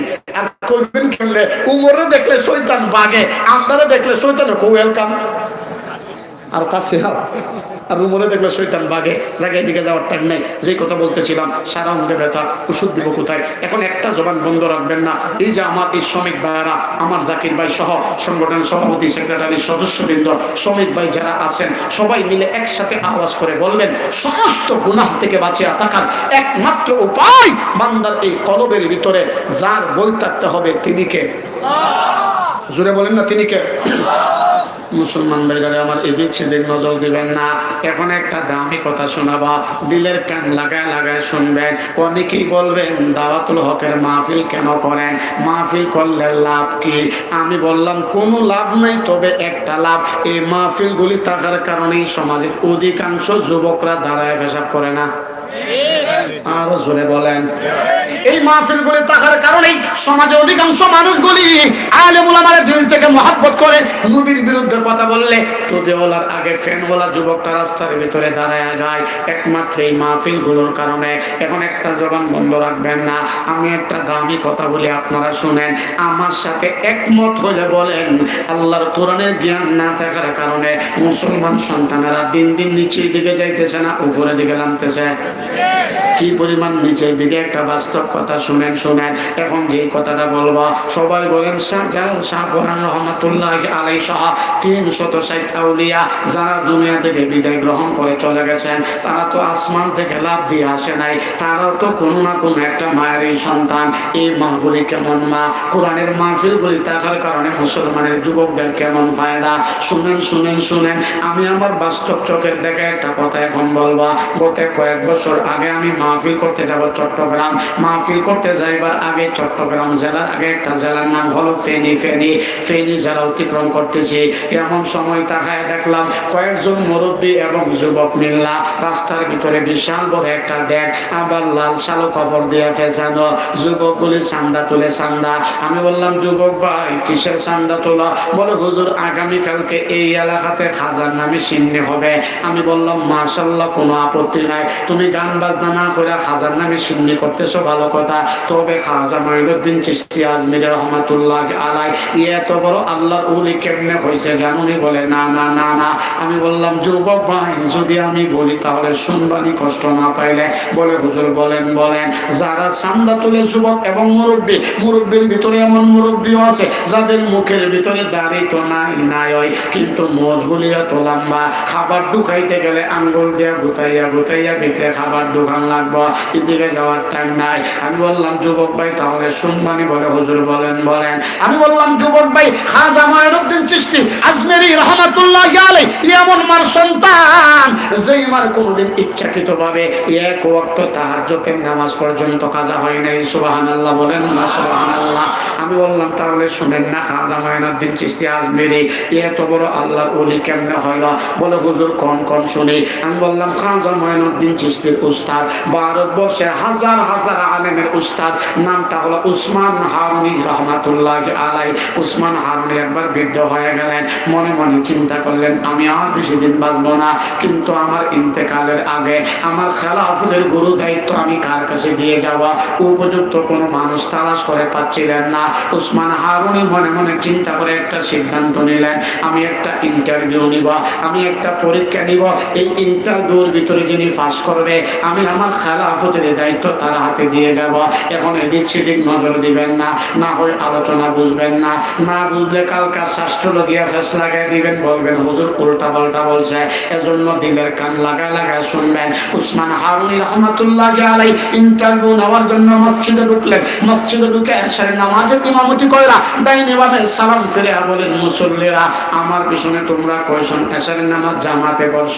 শাইখুল হাদিস আল্লামা জাকারিয়া রহমাতুল্লাহ আলাই, বর্তমান বিশ্বের সবচেয়ে বড় আলিম, পাকিস্তানের জাস্টিস বিচারপতি আল্লামা তাকিসমানি দামাত বরকাতুহুম লেখেন 14 জন মুসল্লি হাত তুললেন। উসমান হারুনি এবার ডাক দেয়, কই মুসল্লিরা রে, আমি তোমাদেরকে এমন একটা সুসংবাদ দিব যা আগেও দেই নাই পরেও দেই নাই।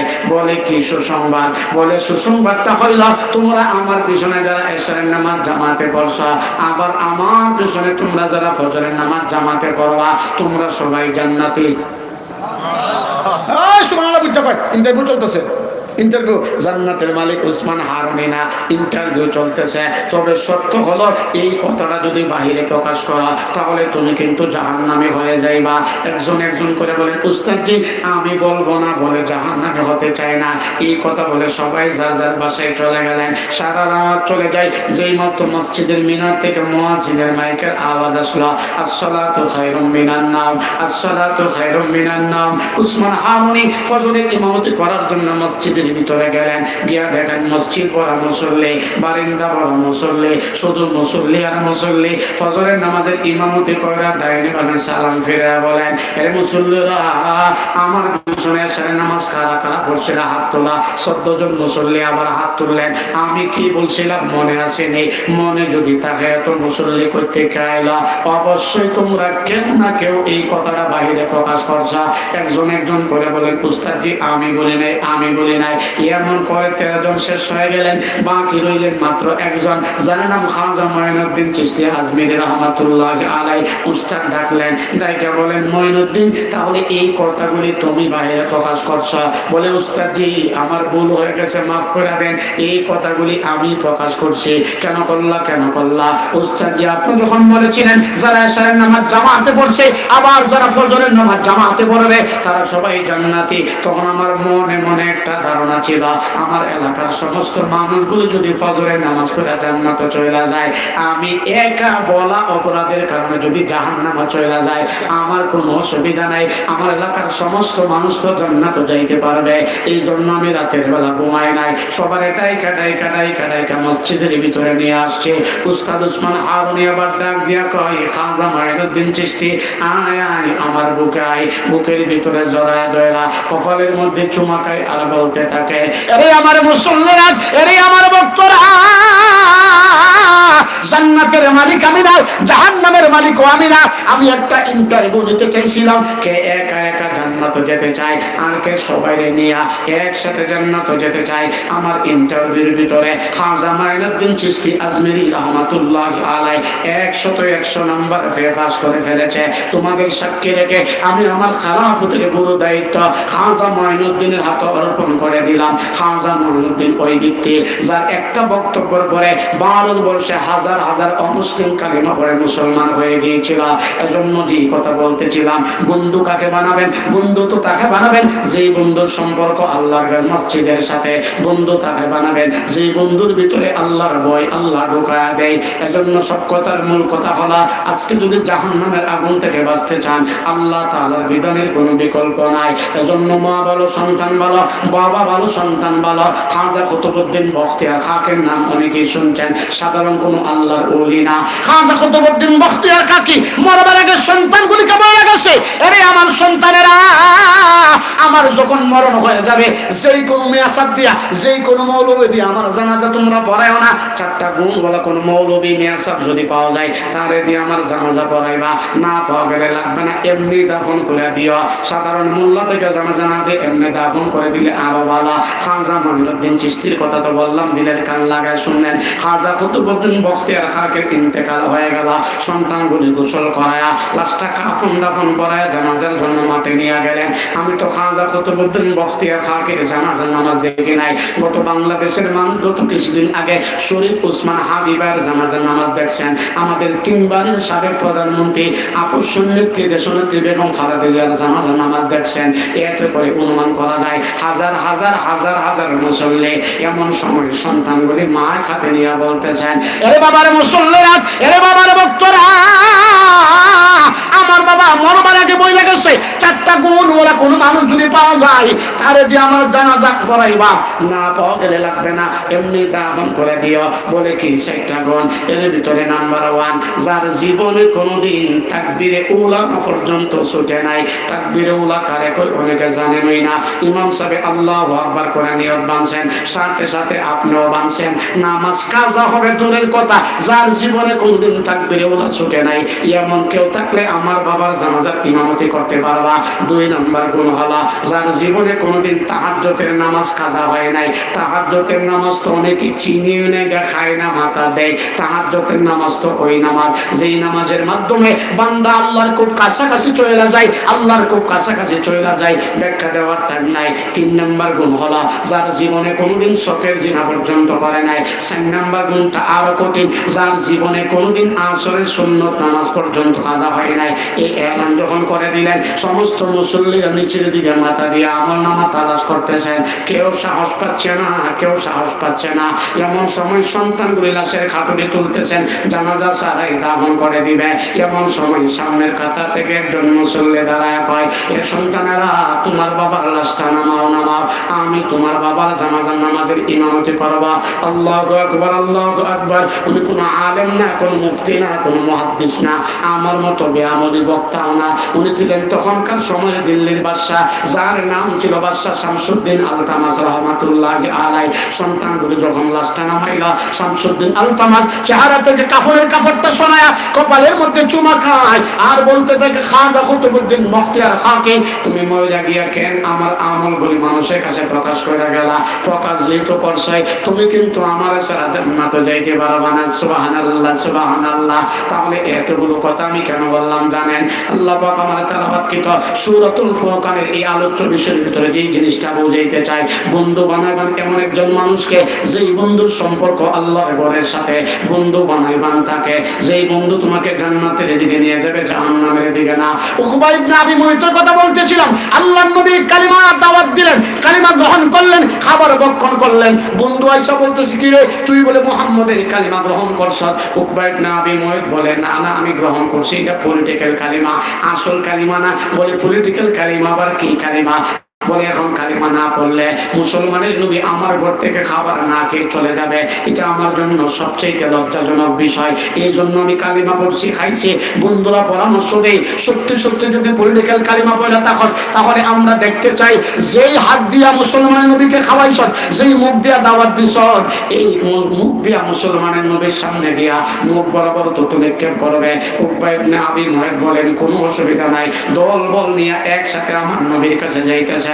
আমার নবী দূর থেকে দেখছে উকবা ইবনে আবি মুয়িত গতকালকে কালিমা পড়ছে, আজকে মনে হয় গোত্রের লিডার তো সর্দার, সবার দাওয়াত দিয়ে মনে কালিমা পড়ার জন্য আসতেছেন। যেই মাত্র আমার নবীর সামনে গেছেন, উকবা ইবনে আবি মুয়িত বলেন, এ মুসলমানের নবী, গতকাল আমি যে কালিমা পড়ছি এটা আমি আমার মন থেকে পড়ি নাই, আমি আমার মন থেকে পড়ি নাই। তুমি বেহামান আমার ঘরে না খেয়ে চলে যাবা, এটা আমার জন্য লজ্জাজনক। এই জন্য আমি পলিটিক্যাল কালিমা পড়ছি, আমি তোমার কালিমা ফেরত দিতে চাই। এই কথা বলি সাথে সাথে আমার নবীর চেহারার মধ্যে থুতু নিক্ষেপ করলেন। নাউজুবিল্লাহ বলবেন না? সাথে সাথে আমার নবীর চেহারার ভিতরে থুতু নিক্ষেপ করলেন। সাথে সাথে আমার আল্লাহ পাক তেলাওয়াতকৃত আয়াত নাযিল করে জানায় দিলেন, ওয়া ইয়াউমা ইয়াদ্দু যালিমু আলা ইয়াদাইহি ইয়াকুলু ইয়া লাইতানি ইত্তাখাযতু মা'আর রাসূলি সাবিলা।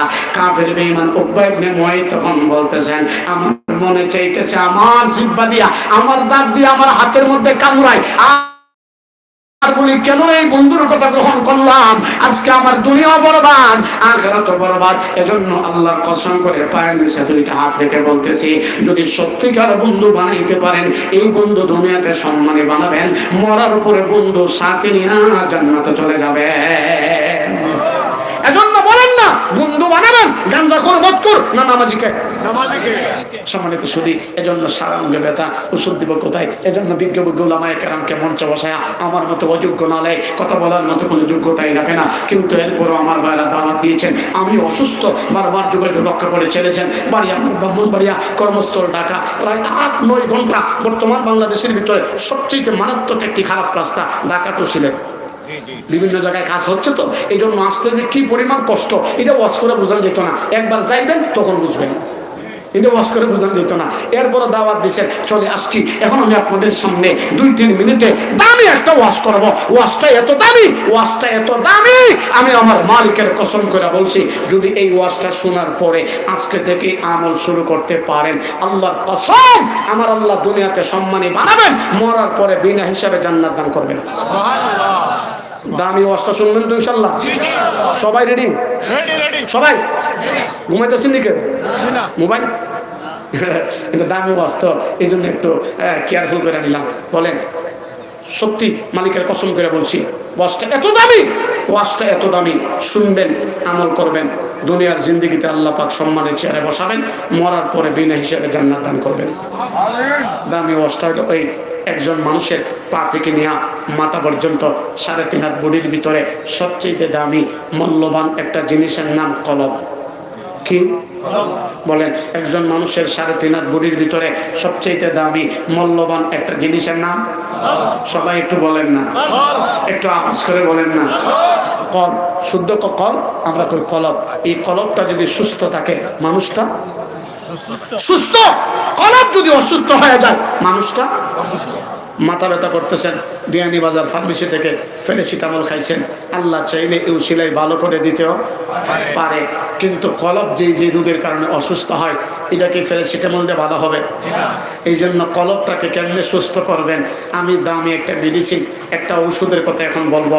ওষুধটা এত দামি, ওষুধটা এত দামি, মালিকের কসম করে বলছি, ওষুধটা ব্যবহার করবেন, কলবটা সুস্থ থাকবে, সুস্থ কলব নিয়ে মরবেন, হাসতে হাসতে জান্নাতে চলে যাবেন। ওষুধের নামটা বলবো তো? এখনই বলবো? আরে না, তো ব্যাক কল না, না না, ফোন করে দিলে আবার যাবো না। আমি এখন কইতাম না, মোটামুটি 5-10 মিনিট পরে, যেহেতু আরো সময় আছে, 5 মিনিট পরে ওষুধের নামটা বলবো। তবে ওষুধের নামটা বলবার আগে কোন কোন রোগের কারণে কলবটা অসুস্থ হয় এই রোগগুলি জানবার দরকার আছে না নাই? মুসলমান ভাইরা আমার, কষ্ট দিয়ে একটু কথা বললেন। বলেন একজন মানুষের 3.5 হাত বডির ভিতরে সবচেয়ে দামি মূল্যবান একটা জিনিসের নাম মজুরি বলেন কলব। এই কলবটা অসুস্থ হয় এমন কারণ 5টা। কয়টা? 5টা।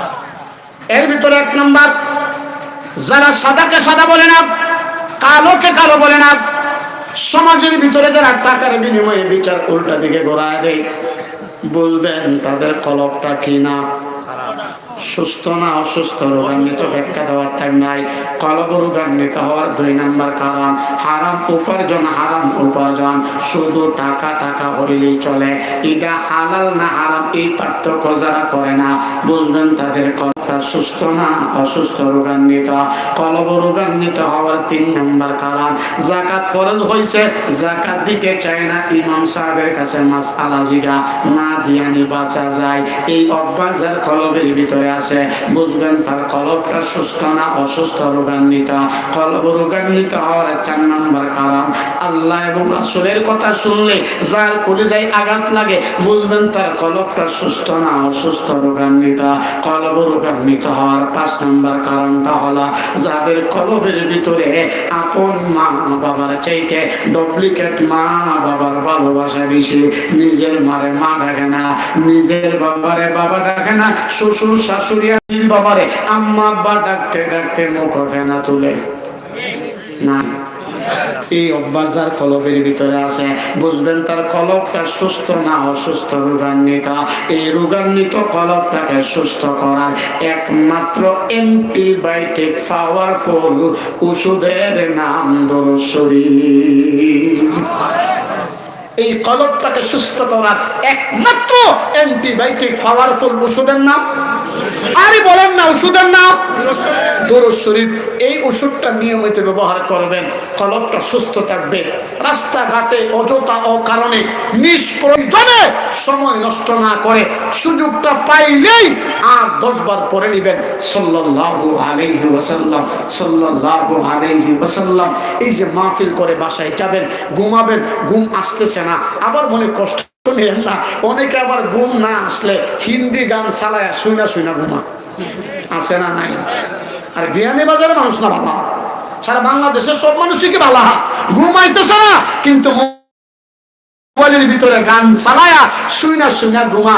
অনেকে আবার বলে গান শুনলেও নাকি দিল নরম হয়। নাউজুবিল্লাহ করতেন না, গান শুনলো নাকি দিল কি হয়? তবে কথা একবারে মিশা না। আল্লামা ওলি পরিষদ দামাত বরকাতুম একটা দৃষ্টান্ত দিতেন। এই যে সিরা চিনেন না? সিরা সিরা জীবন নাম হচ্ছেন না সিরা? আচ্ছা, সিরা মানুষে কেমনে খায়? পানি দিয়া ভিজাইয়া। তাহলে পানি দিয়া ভিজাইলো সিরা ভিজবো। আবার কেউ যদি প্রস্রাব কইরা প্রস্রাবের পানি দিয়া সিরা ভিজবো নি? হ্যাঁ ভিজবো, অবশ্যই ভিজবে। তবে যেই সমস্ত মুসলমানের সন্তানরা এই কথা বলে মারিফতের গান শুনলো দিল নরম ঠিক হয়, তবে পানি দিয়া সিরা ভিজাবার মতো না, পেশাব করা পেশাবের মতো পানি দিয়া সিরা ভিজাবার মতো। এই জন্য অনেক মুসলমানের সন্তান রাত্রিবেলা ঘুম আসে না, গান শুনা শুনা ঘুমা। আল্লাহকে হস্তে পায়ের নিচে হাত রেখে বলছি, ঘুম আসতেছে না, মনে মনে পড়েন না সাল্লাল্লাহু আলাইহি ওয়াসাল্লাম, সাল্লাল্লাহু আলাইহি ওয়াসাল্লাম। এইভাবে পড়তে পড়তে যদি ঘুমায়া যান, এই আমলটা যদি একাধারে 40 দিন পর্যন্ত করতে পারেন, হইতে পারে 40 দিনের ভিতরে কোনো একদিন আমার নবী আপনাকে স্বপ্ন যুগে দিদার লাভ করে ফেলতে পারে। এই বিয়ানীবাজারের মুসলমানেরা আর যদি জীবনে একবার আমার নবীকে স্বপ্ন দেখতে পারেন, আপনার উপর জাহান্নামের আগুন হারাম। এই জন্য আজকের মাহফিল সার্থক হবে, সফল হবে। আমি আপনাদের ভাই হিসাবে, বক্তা হিসাবে না, ছোট মানুষ, এলেম নাই, কালাম নাই, যোগ্যতা নাই, মহব্বত করে দাওয়াত দিয়েছেন, আপনাদের ভাই হিসাবে পায়ের নিচে হাত থেকে বলতেছি, হেলাই হেলাই অযথা ফেসবুকে ফ্রি ফায়ার গেমে টিকটক কইরা সময়টা নষ্ট না করে সময়টা পাইলেই মনে মনে পড়বেন সাল্লাল্লাহু আলাইহি ওয়াসাল্লাম, সাল্লাল্লাহু আলাইহি ওয়াসাল্লাম। দোকানে বসে চা খাইতেছেন, চার কাপে চুমু দিয়েছেন, আবার রাখলেন, একটু পরে পরে আবার চুমু দিবেন, মাঝখান দিয়ে 20-30 সেকেন্ড সময় অপ্ত থাকে, এই সময়ের ভিতরে পড়েন না সাল্লাল্লাহু আলাইহি ওয়াসাল্লাম। একা একা মোটরসাইকেল চালায়া বিয়ানীবাজার থেকে সিলেট যাচ্ছেন, পাশে কোনো সঙ্গীও তো নাই, কি দরকার বেহুদা মোবাইল কানে লাগায় কথা বলার? পড়তে থাকেন না সাল্লাল্লাহু আলাইহি ওয়াসাল্লাম, সাল্লাল্লাহু আলাইহি ওয়াসাল্লাম। এই দুরূদের আমল যদি করতে পারেন, আল্লাহর কসম আল্লাহ পাক আপনাকে দুনিয়াতে সম্মানের চেয়ারে বসাবেন, মরার পরে আল্লাহ পাক বিনা হিসাবে জান্নাত দান করবেন। সর্বশেষ কথা, এই যে দাওয়াতুল হক পরিষদের ভাইরা, আমার অত্যন্ত শ্রমিক ভাইরা, ব্যবসায়ী ভাইরা অক্লান্ত পরিশ্রম করে দিন রাত মেহনত করে এই মাহফিলটা করেছেন, এতে কি আপনারা খুশি না বেজার? আসলেই খুশি। এই শুনেন, অনেকে বলেন হুজুর কোরআনের মাহফিল করলে লাভ কি? আমি বলি কোনো লাভ নাই। কমপক্ষে বছরে একবার হইল সবার নিয়ত আমরা আমাদের জিন্দা মতার জন্য দোয়া করতে পারি। আরে আমি না গুনাহগার, অযোগ্য নালায়েক, কিন্তু এই মাহফিলের ভিতরে এমন আল্লাহর প্রিয় বান্দা আছে না যারা আল্লাহ পছন্দ করে? তাহলে আল্লাহ তার হাতকে উসিলা বানায় আল্লাহ চাইলে আপনার আমার দোয়া কবুল করে নিতে পারে। এজন্য এই মাহফিলটা এই বছর নিয়ে ৪র্থ বার্ষিকী ওয়াজ ও দোয়ার মাহফিল, কিয়ামত পর্যন্ত দল মত নির্বিশেষে কোরআনের মহব্বতে এই মাহফিলটা সব সময় জারি থাকুক, আমরা সবাই চাই তো ইনশাআল্লাহ। ইনশাআল্লাহ এই যে মাহফিলটার কারণে আমার অনেক ভাইরা এখন দোকানে বসে থাকতো, কিন্তু দোকানে বসে নাই, একটু জান্নাতের বাগানে বসছেন। যতক্ষণ পর্যন্ত এখানে বসে থাকবেন গুনাহ হওয়ার কোনো সম্ভাবনা, গুনাহ হওয়ার কোনো সম্ভাবনা নাই। 2 নাম্বার, নাযালাত আলাইহিমুস সাকিনা, যতক্ষণ বসে থাকবেন আল্লাহর তরফ থেকে 24 ঘন্টা সাকিনা, রহমত আর বরকত বর্ষণ হইতে থাকবে। সুবহানাল্লাহ বলেন না? তাহলে আসুন, যেই কথাটা বলতেছিলাম আমি, সর্বশেষ যে কথাটা বলতেছিলাম তা হলো এই মাহফিলটা দল মত নির্বিশেষে কিয়ামত পর্যন্ত এখানে জারি থাকুক, কায়েম থাকুক। আমরা সবাই চাই তো ইনশাআল্লাহ? যদি চাই তাহলে আপনাদের জন্য লম্বা কোনো কথা না, লম্বা কোনো কালেকশনও না, এটা কালেকশনের সিস্টেমও নাই। কিন্তু দাওয়াতুল হকের ভিতরে অনেক আজীবন সদস্য আছে যারা বৎসরে মাহফিলটার জন্য 1000 টাকা সর্বনিম্ন, কেউ 1000, কেউ 2000, কেউ 5000, কেউ 3000, যে যতটুকু পারে। আমি লম্বা চূড়া বলবো না। 10 জন সাহাবায়ে কেরাম যাদেরকে আল্লাহ পাক দুনিয়া জীবিত থাকতেই বলছে তোমরা জান্নাতি হুজুর আছে, যাদেরকে বলে আশারায়ে মুবাশশারা, আল্লাহ নবী বলেন আবু বকর তুমি জান্নাতি। এই নিয়ে জান্নাত তো মরার পরে, জান্নাত তো যাবেন না জাহান্নামে যাবেন, এটা মরার পরে ফয়সালা। কিন্তু এই 10 জন সাহাবায়ে কেরামকে আল্লাহ দুনিয়া জীবিত থাকতেই বলছেন নাম ধরে ধরে তোমরা জান্নাতি, যাদেরকে বলা হয় আশারায়ে মুবাশশারা। এই 10 জন দামি সাহাবীর সাথে আমরা জান্নাত যেতে চাই কি চাই না? তাহলে জীবন সদস্য বৎসরে একবার 1000 টাকা 2000 টাকা দিবেন। 1 নাম্বার। ও ভাই গতকালকে লেখাইছেন না? মাশাআল্লাহ, যারা গতকাল লেখাইছেন তারা দরকার নাই, নতুন করে আমি মিজু আহমদ মোল্লাপুর তাই বৎসরে 1000 করে দিবেন। মিজু আহমদ মোল্লাপুর বৎসরে 1000 টাকা দিবেন। আল্লাহ তুমি কবুল মঞ্জুর করো, আল্লাহ আমার ভাইয়ের দামে কবুল মঞ্জুর করো, জিন্দা মুর্দা সবারে মাফ করো, খামায় রুচির মধ্যে বরকত দাও, হায়াতে বরকত দাও। আমিন কইতেন না? আমার আরেক ভাই ওই যে পিছনে ভাইজানের নামটা কি একটু বলবেন? আমি সর্বনিম্ন 10 জন চাইছিলাম, আজকে আজীবন সদস্য বৎসরে 1000 টাকা দিবেন, 2000 টাকা দিবেন কোরআনের মাহফিলের জন্য। এখন দিতে হবে, বিষয়টা এমন না। কেউ যদি এখন নগদ শরীক হইতে চান কোনো আপত্তি নাই, তবে বৎসরে দিবেন। জি জি। সম্মানিত হাজিরিন, আমরা দাওয়াতুল হক পরিষদ বিয়ানীবাজার এটা কোরআনের মাহফিল, এই মাহফিল পরিচালনা করার লাগিয়া এখানে প্রত্যেক বছর কিছু বায়ু হল বই নহল আসন খুশি মনে কোরআনের মাহফিল হইলে 1000 অথবা 2000, এইভাবে 130 জন দাতা সদস্য আমরা অলরেডি আসন। আর গতকালকে 4-5 জনে নাম লেখাইছেন, যারা লেখাই লিছেন বা সদস্য আসন, এরা আবার ফিরিয়া নাম লেখানোর দরকার নাই, আপনারা লিস্ট আমার কাছে আছে। আর নতুন করে আইছে 5 জন, মারজান আহমদ খাসাইপাড়া, মারিয়ম আক্তার খাসাইপাড়া, নুরুন নাহার খাসাইপাড়া, নাজমুন নাহার পাতন, মনিরুন নাহার খাসাড়িপাড়া। এই 5 জন মহিলায় আজীবন দাতা সদস্য হইলা আল্লাহ তান্দারে সৎকারে কবুল করতা। আর ওই যে হুজুর বসা লাল রুমালওয়ালা, ওনার ছেলের 23 তারিখ 26 তারিখ আল্লাহ পাক যাতে আসান করিয়া দে 1000 টাকা নগদ দিছেন। মাশাআল্লাহ, আমাদের যিনি হুজুর বসা আছেন উনির সন্তান কেসের তারিখ 1000 টাকা নগদ দিচ্ছেন। আমরা দোয়া করি আল্লাহ তাআলা জিন্দা মুর্দা সবাইকে মাফ করে দেন।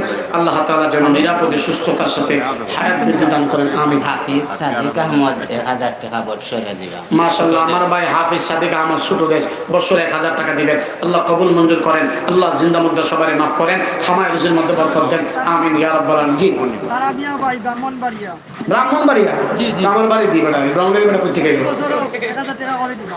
মাশাআল্লাহ, আমার ভাই তারা মিয়া ভাই ব্রাহ্মণবাড়িয়ার বাসিন্দা, আমার জন্মস্থান ব্রাহ্মণবাড়িয়া, আমার বাড়িও ব্রাহ্মণবাড়িয়া, বিয়ানীবাজার আর ব্রাহ্মণবাড়িয়ার মানুষ পাইলাম, আমি তো শুকরিয়া।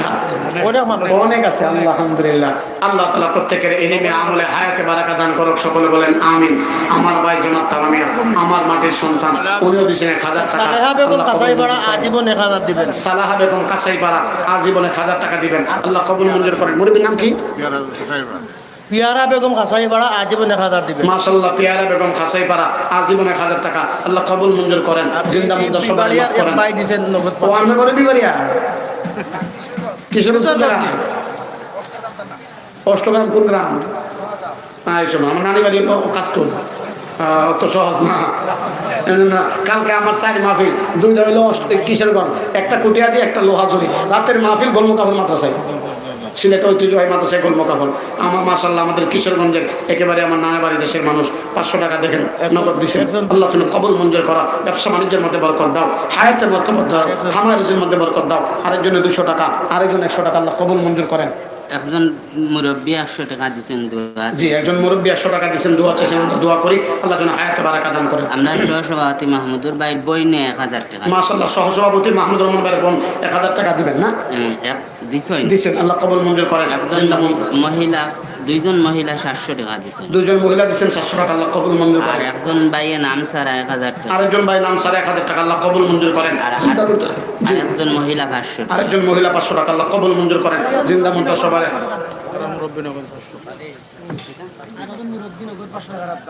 অষ্টগ্রাম আমার বাড়ি কোন? সাতলফা। সাতলফা তো অষ্টগ্রাম না, চিন্তা করতে নাই না। কোন গ্রাম কোন না গেলে নোয়াগাঁও, নদীর ইফারে নোয়া তো ওয়াজি করছে। আমার বাড়ি কই জানেননি? ফকির দিয়া। কই আছো? তোমার সস্তুতা যে আমরা রোগ না রে বিয়ানি বাজারে মারে দিয়ে একটু করে ব্রাহ্মণবাড়িয়া সাতলফার একবার আমার বাড়ির কাছে, আমার গ্রাম। আমি যদিও গ্রামে থাকি না, থাকি শহরে, এখানে আমার গ্রামের কাছে একেবারে পার্শ্ববর্তী গ্রাম নোয়াগাঁও। মাশাআল্লাহ, আমার ভাই দিয়েছেন 500 টাকা, আল্লাহ তুমি কবুল মঞ্জুর করো, ব্যবসা বাণিজ্যের মধ্যে বরকত দান করো, আল্লাহ হায়াতে বরকত দান করো, জিন্দা মুর্দা সবাই মাফ করো, আমিন করো। সবুজ সবুজ ইঞ্জিনিয়ার সাহেব 500 টাকা। মাশাআল্লাহ, আমার ভাই সবুজ ইঞ্জিনিয়ার সাহেব 500 টাকা, আল্লাহ কবুল মঞ্জুর করেন, জিন্দা মুর্দা সবাই মাফ করেন, খামায় রুজির মধ্যে বরকত দেন, হায়াতে বরকত দেন, আমিন। হাফিজ আলামিন ছোট দেশ তাই বৎসরে 1000। মাশাআল্লাহ, আমার ভাই হাফেজ আলামিন ছোট দেশ বৎসরে দিবেন 1000 টাকা, আল্লাহ কবুল মঞ্জুর করেন, জিন্দা মুর্দা সবাই মাফ করেন, খামায় রুজির মধ্যে বরকত দেন, হায়াতে বরকত দেন। আল্লাহ যারা গতকালকে দিয়েছেন, আজকে যারা দিচ্ছেন, যারা দিতে পারে নাই, সবাইকে তোমার দ্বীনের জন্য কবুল করেন, আমিন। জিন্দা মুর্দার মাগফিরাতের ভাইয়ের নাম কি? ভাইয়ের নাম বলুন। অসুবিধা নাই, আমার এক ভাই নাম বলে নাই, অসুবিধা নাই। জিন্দা মুর্দার জন্য দোয়া চাই, 500 টাকা নগদ, আল্লাহ কবুল মঞ্জুর করেন, জিন্দা মুর্দা সবাইকে মাফ করে দেন, খামায় রুজির মধ্যে বরকত দেন, হায়াতে বরকত দেন, আল্লাহ বেশি বেশি করে হালাল কামাই করার তৌফিক দেন, আমিন বলেন। মাশাআল্লাহ, মাশাআল্লাহ। জি, এরপরও যারা আছেন অনেকে দিতেছেন। জি, নাম বলেন। আরো যদি কেউ আছেন যে বৎসরে বিয়ানী বাজারে যারা আছেন বৎসরে মাশাআল্লাহ। মাওলানা রশিদ আহমদ সাহেব মাতিউরা প্রতি বছর 1000 টাকা। মাশাআল্লাহ, আমাদের মুরব্বী, তারা আমাদের জন্য বরকত। আমাদের দিনী ভাই মাওলানা রশিদ রহমান সাহেব মাতিউরার বাসিন্দা, উনি বৎসরে 1000 টাকা দিবেন, আল্লাহ তুমি কবুল মঞ্জুর করো, হায়াতে বরকত দান করো, আল্লাহ মরণ পর্যন্ত কোরআনের খাদিম হিসেবে কবুল মঞ্জুর করো, যতদিন বাঁচিয়ে রাখবা সুস্থতার নিয়ামত দিয়ে ভরপুর করে দাও, সকলে বলেন আমিন। মাশাআল্লাহ। মাসুম আহমদ সাহেব খাসাইপাড়া প্রতি বছর 1000 করে দিবেন। মাশাআল্লাহ, মাসুম আহমদ খাসাইপাড়া প্রতি বছর 1000 টাকা করে দিবেন, আল্লাহ তুমি কবুল মঞ্জুর করো, জিন্দা মুর্দা সবাই মাফ করো, খামায় রুজির মধ্যে বরকত দাও, হায়াতে বরকত দাও, আল্লাহ যতদিন দুনিয়াতে বেঁচে থাকবেন সুস্থতার নিয়ামত দিয়ে ভরপুর করে দাও, সকলে বলেন আমিন। আল্লাহ যারা দিয়েছেন, যারা দিতে পারেন নাই, দেওয়ার জন্য নিয়ত করেছেন, সামনে দিবেন, আল্লাহ সকলের জিন্দা মুর্দা সবাইকে মাফ করে দেন, হায়াতে বরকত দান করেন, খামায় রুজির মধ্যে বরকত দান করেন, মরণ পর্যন্ত সুস্থতার নিয়ামত দিয়ে বরকত করে দেন। সকলে বলেন আমিন। মাশাআল্লাহ। আর যদি কোনো ভাই মাশাআল্লাহ, জি, অসুবিধা নাই। আমরা এটাও বলছি, কেউ যদি নগদ 150 দিতে চান, 150 দিতে চান, তাহলে আমার একজন ভাই একটু দাঁড়ায় যদি মেহনত করেন, যুবক ভাই আছেন, একজন যুবক ভাই একটু দাঁড়ায় গেলে, অনেকেই 10 টাকা 20 টাকা 50 টাকা দেওয়ার জন্য নিয়ত করছেন, অনেকেই নিয়ত করছেন কোরআনের জন্য 10 টাকাও দিবেন, অসুবিধা নাই তো। এই 10 টাকাটা আল্লাহ পাক লালন পালন করতে করতে পাহাড় পরিমাণ সওয়াব বানায়া কিয়ামতের কঠিন মুসিবতের দিন, যেদিন আদাত উপরে সূর্য এসে যাবে, সূর্যের তাজাল্লিতে মাথার মগজ গলে গলে পড়তে থাকবে, ওই দিন আল্লাহ তাআলা এই 10 টাকার উসিলা বানায়া পাহাড় পরিমাণ সওয়াব বানায় আল্লাহ আপনাকে মাফ করে দিবেন। মাশাআল্লাহ। পরবর্তী মেহমান তো আসবেন না? চলে আসছে তো? জি, পরবর্তী মেহমান হযরত মাওলানা মুজাহিদুল ইসলাম ফারুকী সাহেব, উনিও ঢাকা থেকে আসছেন, গুরুত্বপূর্ণ বয়ান পেশ করবেন। এজন্য যারা এদিক সেদিক ঘোরাফেরা করছেন, মেহেরবানি করে আল্লাহকে হস্তে আপনারা জান্নাতের বাগানে ঢুকে যান। মেহমান আসছেন, বয়ান করবেন। এরপরে যদি কেউ আজীবন সদস্য হতে চান, বছরে 1000 টাকা দিবেন। আপনারা আমাদের প্রিয় ভাই জাকির ভাই আছে, হযরত আছে, আরও যারা কমিটির সদস্যবৃন্দ আছেন, তাদের কাছে নাম লেখাবেন। ইনশাআল্লাহ আপনাদের নাম লিস্টে হবে। উলামায়ে কেরাম দোয়া করতেছে, দোয়া করতে থাকবে। আল্লাহ তাআলা যেন আপনাদের জিন্দা মুর্দা সবাইকে মাফ করে দেন, খামায় রুজির মধ্যে বরকত দেন। মাহফিলের ভিতর থেকে অনেকে 10 টাকা 100 টাকা 50 টাকা দিয়ে শরীক হচ্ছে। আল্লাহ তুমি প্রত্যেকের দান সদকা কবুল মঞ্জুর করে না। আল্লাহ তাদের জিন্দা মুর্দা সবাইকে মাফ করে দাও, খামায় রুজির মধ্যে বরকত দাও, হায়াতে বরকত দাও। সকলে বলেন না আমিন। আর জোরে বলেন না আমিন। তাহলে সর্বশেষ কথা, সবাই মিলে একসাথে আওয়াজ করে বলেন, একজন মানুষের 3.5 বডির ভিতরে সবচেয়ে দামি মূল্যবান একটা জিনিসের নাম কল। এই কলবটা অসুস্থ হয়, রোগান্বিত হয়, এমন কারণ কয়টা? 5টা। 1 নম্বর, যারা সাদাকে সাদা কয় না, কালোরে কালো কয় না, যারা সত্যকে সত্য বলে না, মিথ্যাকে মিথ্যা বলে না, যারা টাকার বিনিময়ে বিচার উল্টা দিকে ঘুরাইয়া দেয়, বুঝবেন তাদের কলব কি না? ভালো না। 2 নম্বর, হারাম উপার্জন। 3 নম্বর, জাকাত ফরজ হয়েছে, জাকাত দেয় না। 4 নম্বর, আল্লাহ এবং রাসূলের বিধান মানতে চায় না। 5 নম্বর, যাদের কলবের ভিতরে আপন মা বাবার চাইতে ডুপ্লিকেট মা বাবার ভালোবাসা বেশি, বুঝবেন তাদের কলবটা সুস্থ না। এই অসুস্থ কলবকে সুস্থ করার একমাত্র অ্যান্টিবায়োটিক পাওয়ারফুল ওষুধের নাম দুরূদ শরীফ। লম্বা দুরূদ যদি না পারেন, আর পারবেন না কেন, এটা তো অবশ্যই আমরা সবাই পারি, এরপরও না পারলে পড়বেন সাল্লাল্লাহু আলাইহি ওয়াসাল্লাম, সাল্লাল্লাহু আলাইহি ওয়াসাল্লাম। সূরা ফুরকানের যে আয়াতের আলোচনা করতেছিলাম, এতক্ষণ যেই কথাটা বুঝাইতে চাইছিলাম, উকবা ইবনে আবি মুয়িত আমার নবীর সাথে এমন খারাপ আচরণ কেন করছেন? বন্ধুর পরামর্শে। এজন্য বন্ধু যাকে বানাবেন, বন্ধু যেন নামাজি হয়, বন্ধু যাকে বানাবেন, বন্ধু যেন দিনদার হয়, বন্ধু যাকে বানাবেন, বন্ধুর ভিতরে যেন আল্লাহর ভয় থাকে। যদি সত্যিকার অর্থে ভালো বন্ধু বানাইতে পারেন, এই বন্ধু আপনাকে দুনিয়াতে সম্মানে বানাবেন, মরার পরে বিনা হিসেবে জান্নাতে নিয়ে যাবেন। এজন্য আসুন। মাশাআল্লাহ। আমাদের পরবর্তী মেহমান হযরত মাওলানা খলিলুর রহমান কুনাকাম বাড়ি, তাই বছর 1000। খলিলুর রহমান ভাই কোনাকাম দিন না? মুরব্বী খলিল রহমান সাহেব, উনি বছরে 1000 টাকা দিবেন। আল্লাহ কবুল মঞ্জুর করেন, জিন্দা মুর্দা সবারে মাফ করেন, খামায় রুজির মধ্যে বরকত দেন, হায়াতে বরকত দান করেন। সকলে বলেন আমিন। আমাদের পরবর্তী মেহমান সুদূর ঢাকা থেকে কষ্ট করে আসছেন, জি, হযরত মুজাহিদুল ইসলাম ফারুকী সাহেব চমৎকার বয়ান করবেন, আপনাদের সামনে চলে আসছেন। মাঝখান দিয়ে একটা কথা বলি শুনেন। 1,24,000 পয়গম্বর, মতান্তরে 2,24,000 পয়গম্বর, সকল নবীদের সুন্নাত মেহমানকে সম্মান করা। কি করা? এজন্য উনি মেহমান, আপনারা মেজবান। মেহমানকে সম্মান করার অর্থ হলো মেহমানদের কথা শোনা। এজন্য দিলের কান লাগা শুনবেন তো ইনশাআল্লাহ। পরিশেষে যদিও আমরা এগুলি করি না, কিন্তু এটা বৃহত্তর সিলেটের একটা নিয়মই। অনেকে আশা করে মুসাফিররা আসে, যদি সংক্ষেপে একটু দোয়া করলে আল্লাহ তাআলা কাকে কোন সময় কোন উসিলায় মাফ করবে বলা তো যায় না। এই মাহফিল করতে গিয়ে প্রথম থেকে নিয়ে শেষ পর্যন্ত যে যাবে সহযোগিতা করছেন, টাকা দিয়া, পয়সা দিয়া, বুদ্ধি দিয়া, শ্রম দিয়া, পরামর্শ দিয়ে, মূল্যবান সময় দিয়া, সবার জন্য দোয়া করার দরকার আছে না নাই? আমার ভাইয়ের আলোচনা শুনে যাবেন, আমরা সংক্ষেপে দোয়া করতেছি। সাল্লাল্লাহু আলা সাইয়্যিদিনা মাওলানা মুহাম্মদ ওয়া আলা আলিহি ওয়া আসহাবিহি ওয়া সাল্লাম। আলহামদুলিল্লাহ, আলহামদুলিল্লাহিল্লাযী হাদানা লিহাযা ওয়া মা কুন্না লিনাহতাদিয়া লাওলা আন হাদানাল্লাহ। لقد جاءت رسول ربنا بالحق ربنا ظلمنا أنفسنا وإن لم تغفر لنا وترحمنا لنكونن من الخاسرين اللهم ربنا اصرف عنا عذاب جهنم إن عذابها كان غراما يا حي يا قيوم رب العالمين। দীর্ঘ সময় পর্যন্ত কোরআনের কথা বলে আপনার শাহী দরবারে ভিক্ষার হাত বাড়াইলাম। আল্লাহ, আমি জানি আমার চাইতে গুনাহগার আর কেউ নাই। আল্লাহ যার দুইখানা হাত আপনি মনিবের দরবারে পছন্দ হয় ওই হাতকে উসিলা বানিয়ে আমাদের দোয়ারে কবুল আর মঞ্জুর করে না। আল্লাহ আদম আলাইহিস সালাম থেকে আজ পর্যন্ত যত মুমিন মুসলমান নরনারী কবরবাসী আল্লাহ প্রত্যেকের কবরগুলো জান্নাতের বাগান বানায় দাও। আল্লাহ দাওয়াতুল হক পরিষদের সাথে যারা সম্পর্ক হয়েছেন টাকা দিয়ে, পয়সা দিয়ে, বুদ্ধি দিয়ে, শ্রম দিয়ে, পরামর্শ দিয়ে আল্লাহ প্রত্যেকের দান সদকা তুমি কবুল আর মঞ্জুর করে নাও। আল্লাহ আজকের এই মাহফিলের সমস্ত আয়োজনকে কবুল মঞ্জুর করে নাও। এইগুলি গুছিলা বানায় তাদের জিন্দা মুর্দা সবাইকে মাফ করে দাও। আল্লাহ যারা অসুস্থ আছে সুস্থতার নিয়ামত দিয়ে ভরপুর করে দাও। আল্লাহ আমার শ্রমিক ভাইয়ের অক্লান্ত পরিশ্রম করে নিজের ব্যবসা বাণিজ্য বাদ দিয়া অনেক কষ্ট করে এই মাহফিলের ইন্তজাম করেছেন। আল্লাহ তাদের ব্যবসা বাণিজ্য, খামায় রুজি, চাকরি নাকরির মধ্যে বরকত দান করে দাও। আল্লাহ প্রবাসী ভাইদের প্রবাসের জীবন সহি সালামত বানায় দাও। আল্লাহ বেশি বেশি করে হালাল কামাই করার তৌফিক দান করে দাও। আল্লাহ আমার পরে আমার যে ভাই দিনে আলোচনা করবেন সকল মানুষগুলিকে কোরআনের মহব্বতে মৌমাছির চাকের মতো বৈশা বৈশা কোরআনের কথাগুলি শুনে সেই অনুযায়ী আমল করার তৌফিক দান করে দাও। এই মুহূর্তে আমাদের নাম ধরে ধরে লক্ষ কোটি করে দরুদ আর সালাম সুরার মদিনায় পৌঁছায় দাও। আল্লাহ যারা অসুস্থ দোয়া চাইছেন সমস্ত বেমারীদেরকে আপনার দ্বারা শিফা থেকে শিফা দান করে দাও। বেমার রহমত থেকে শিফা রহমত দ্বারা পরিবর্তন করে দাও। সুবহান রাব্বিকা রাব্বিল ইজ্জাতি আম্মা ইয়াসিফুন ওয়া সালামুন আলাল মুরসালিন ওয়ালহামদুলিল্লাহি রাব্বিল আলামিন। আমিন আমিন আমিন। ওয়ারহামনা বিরহমাতিকা ইয়া আরহামার রাহিমিন। আসসালামু আলাইকুম ওয়া রাহমাতুল্লাহ। একজন উঠবেন না, মেহমান আসছেন, চমৎকার বয়ান করবেন। কোরআনের মহব্বতে সবাই শুনে যাবেন ইনশাআল্লাহ।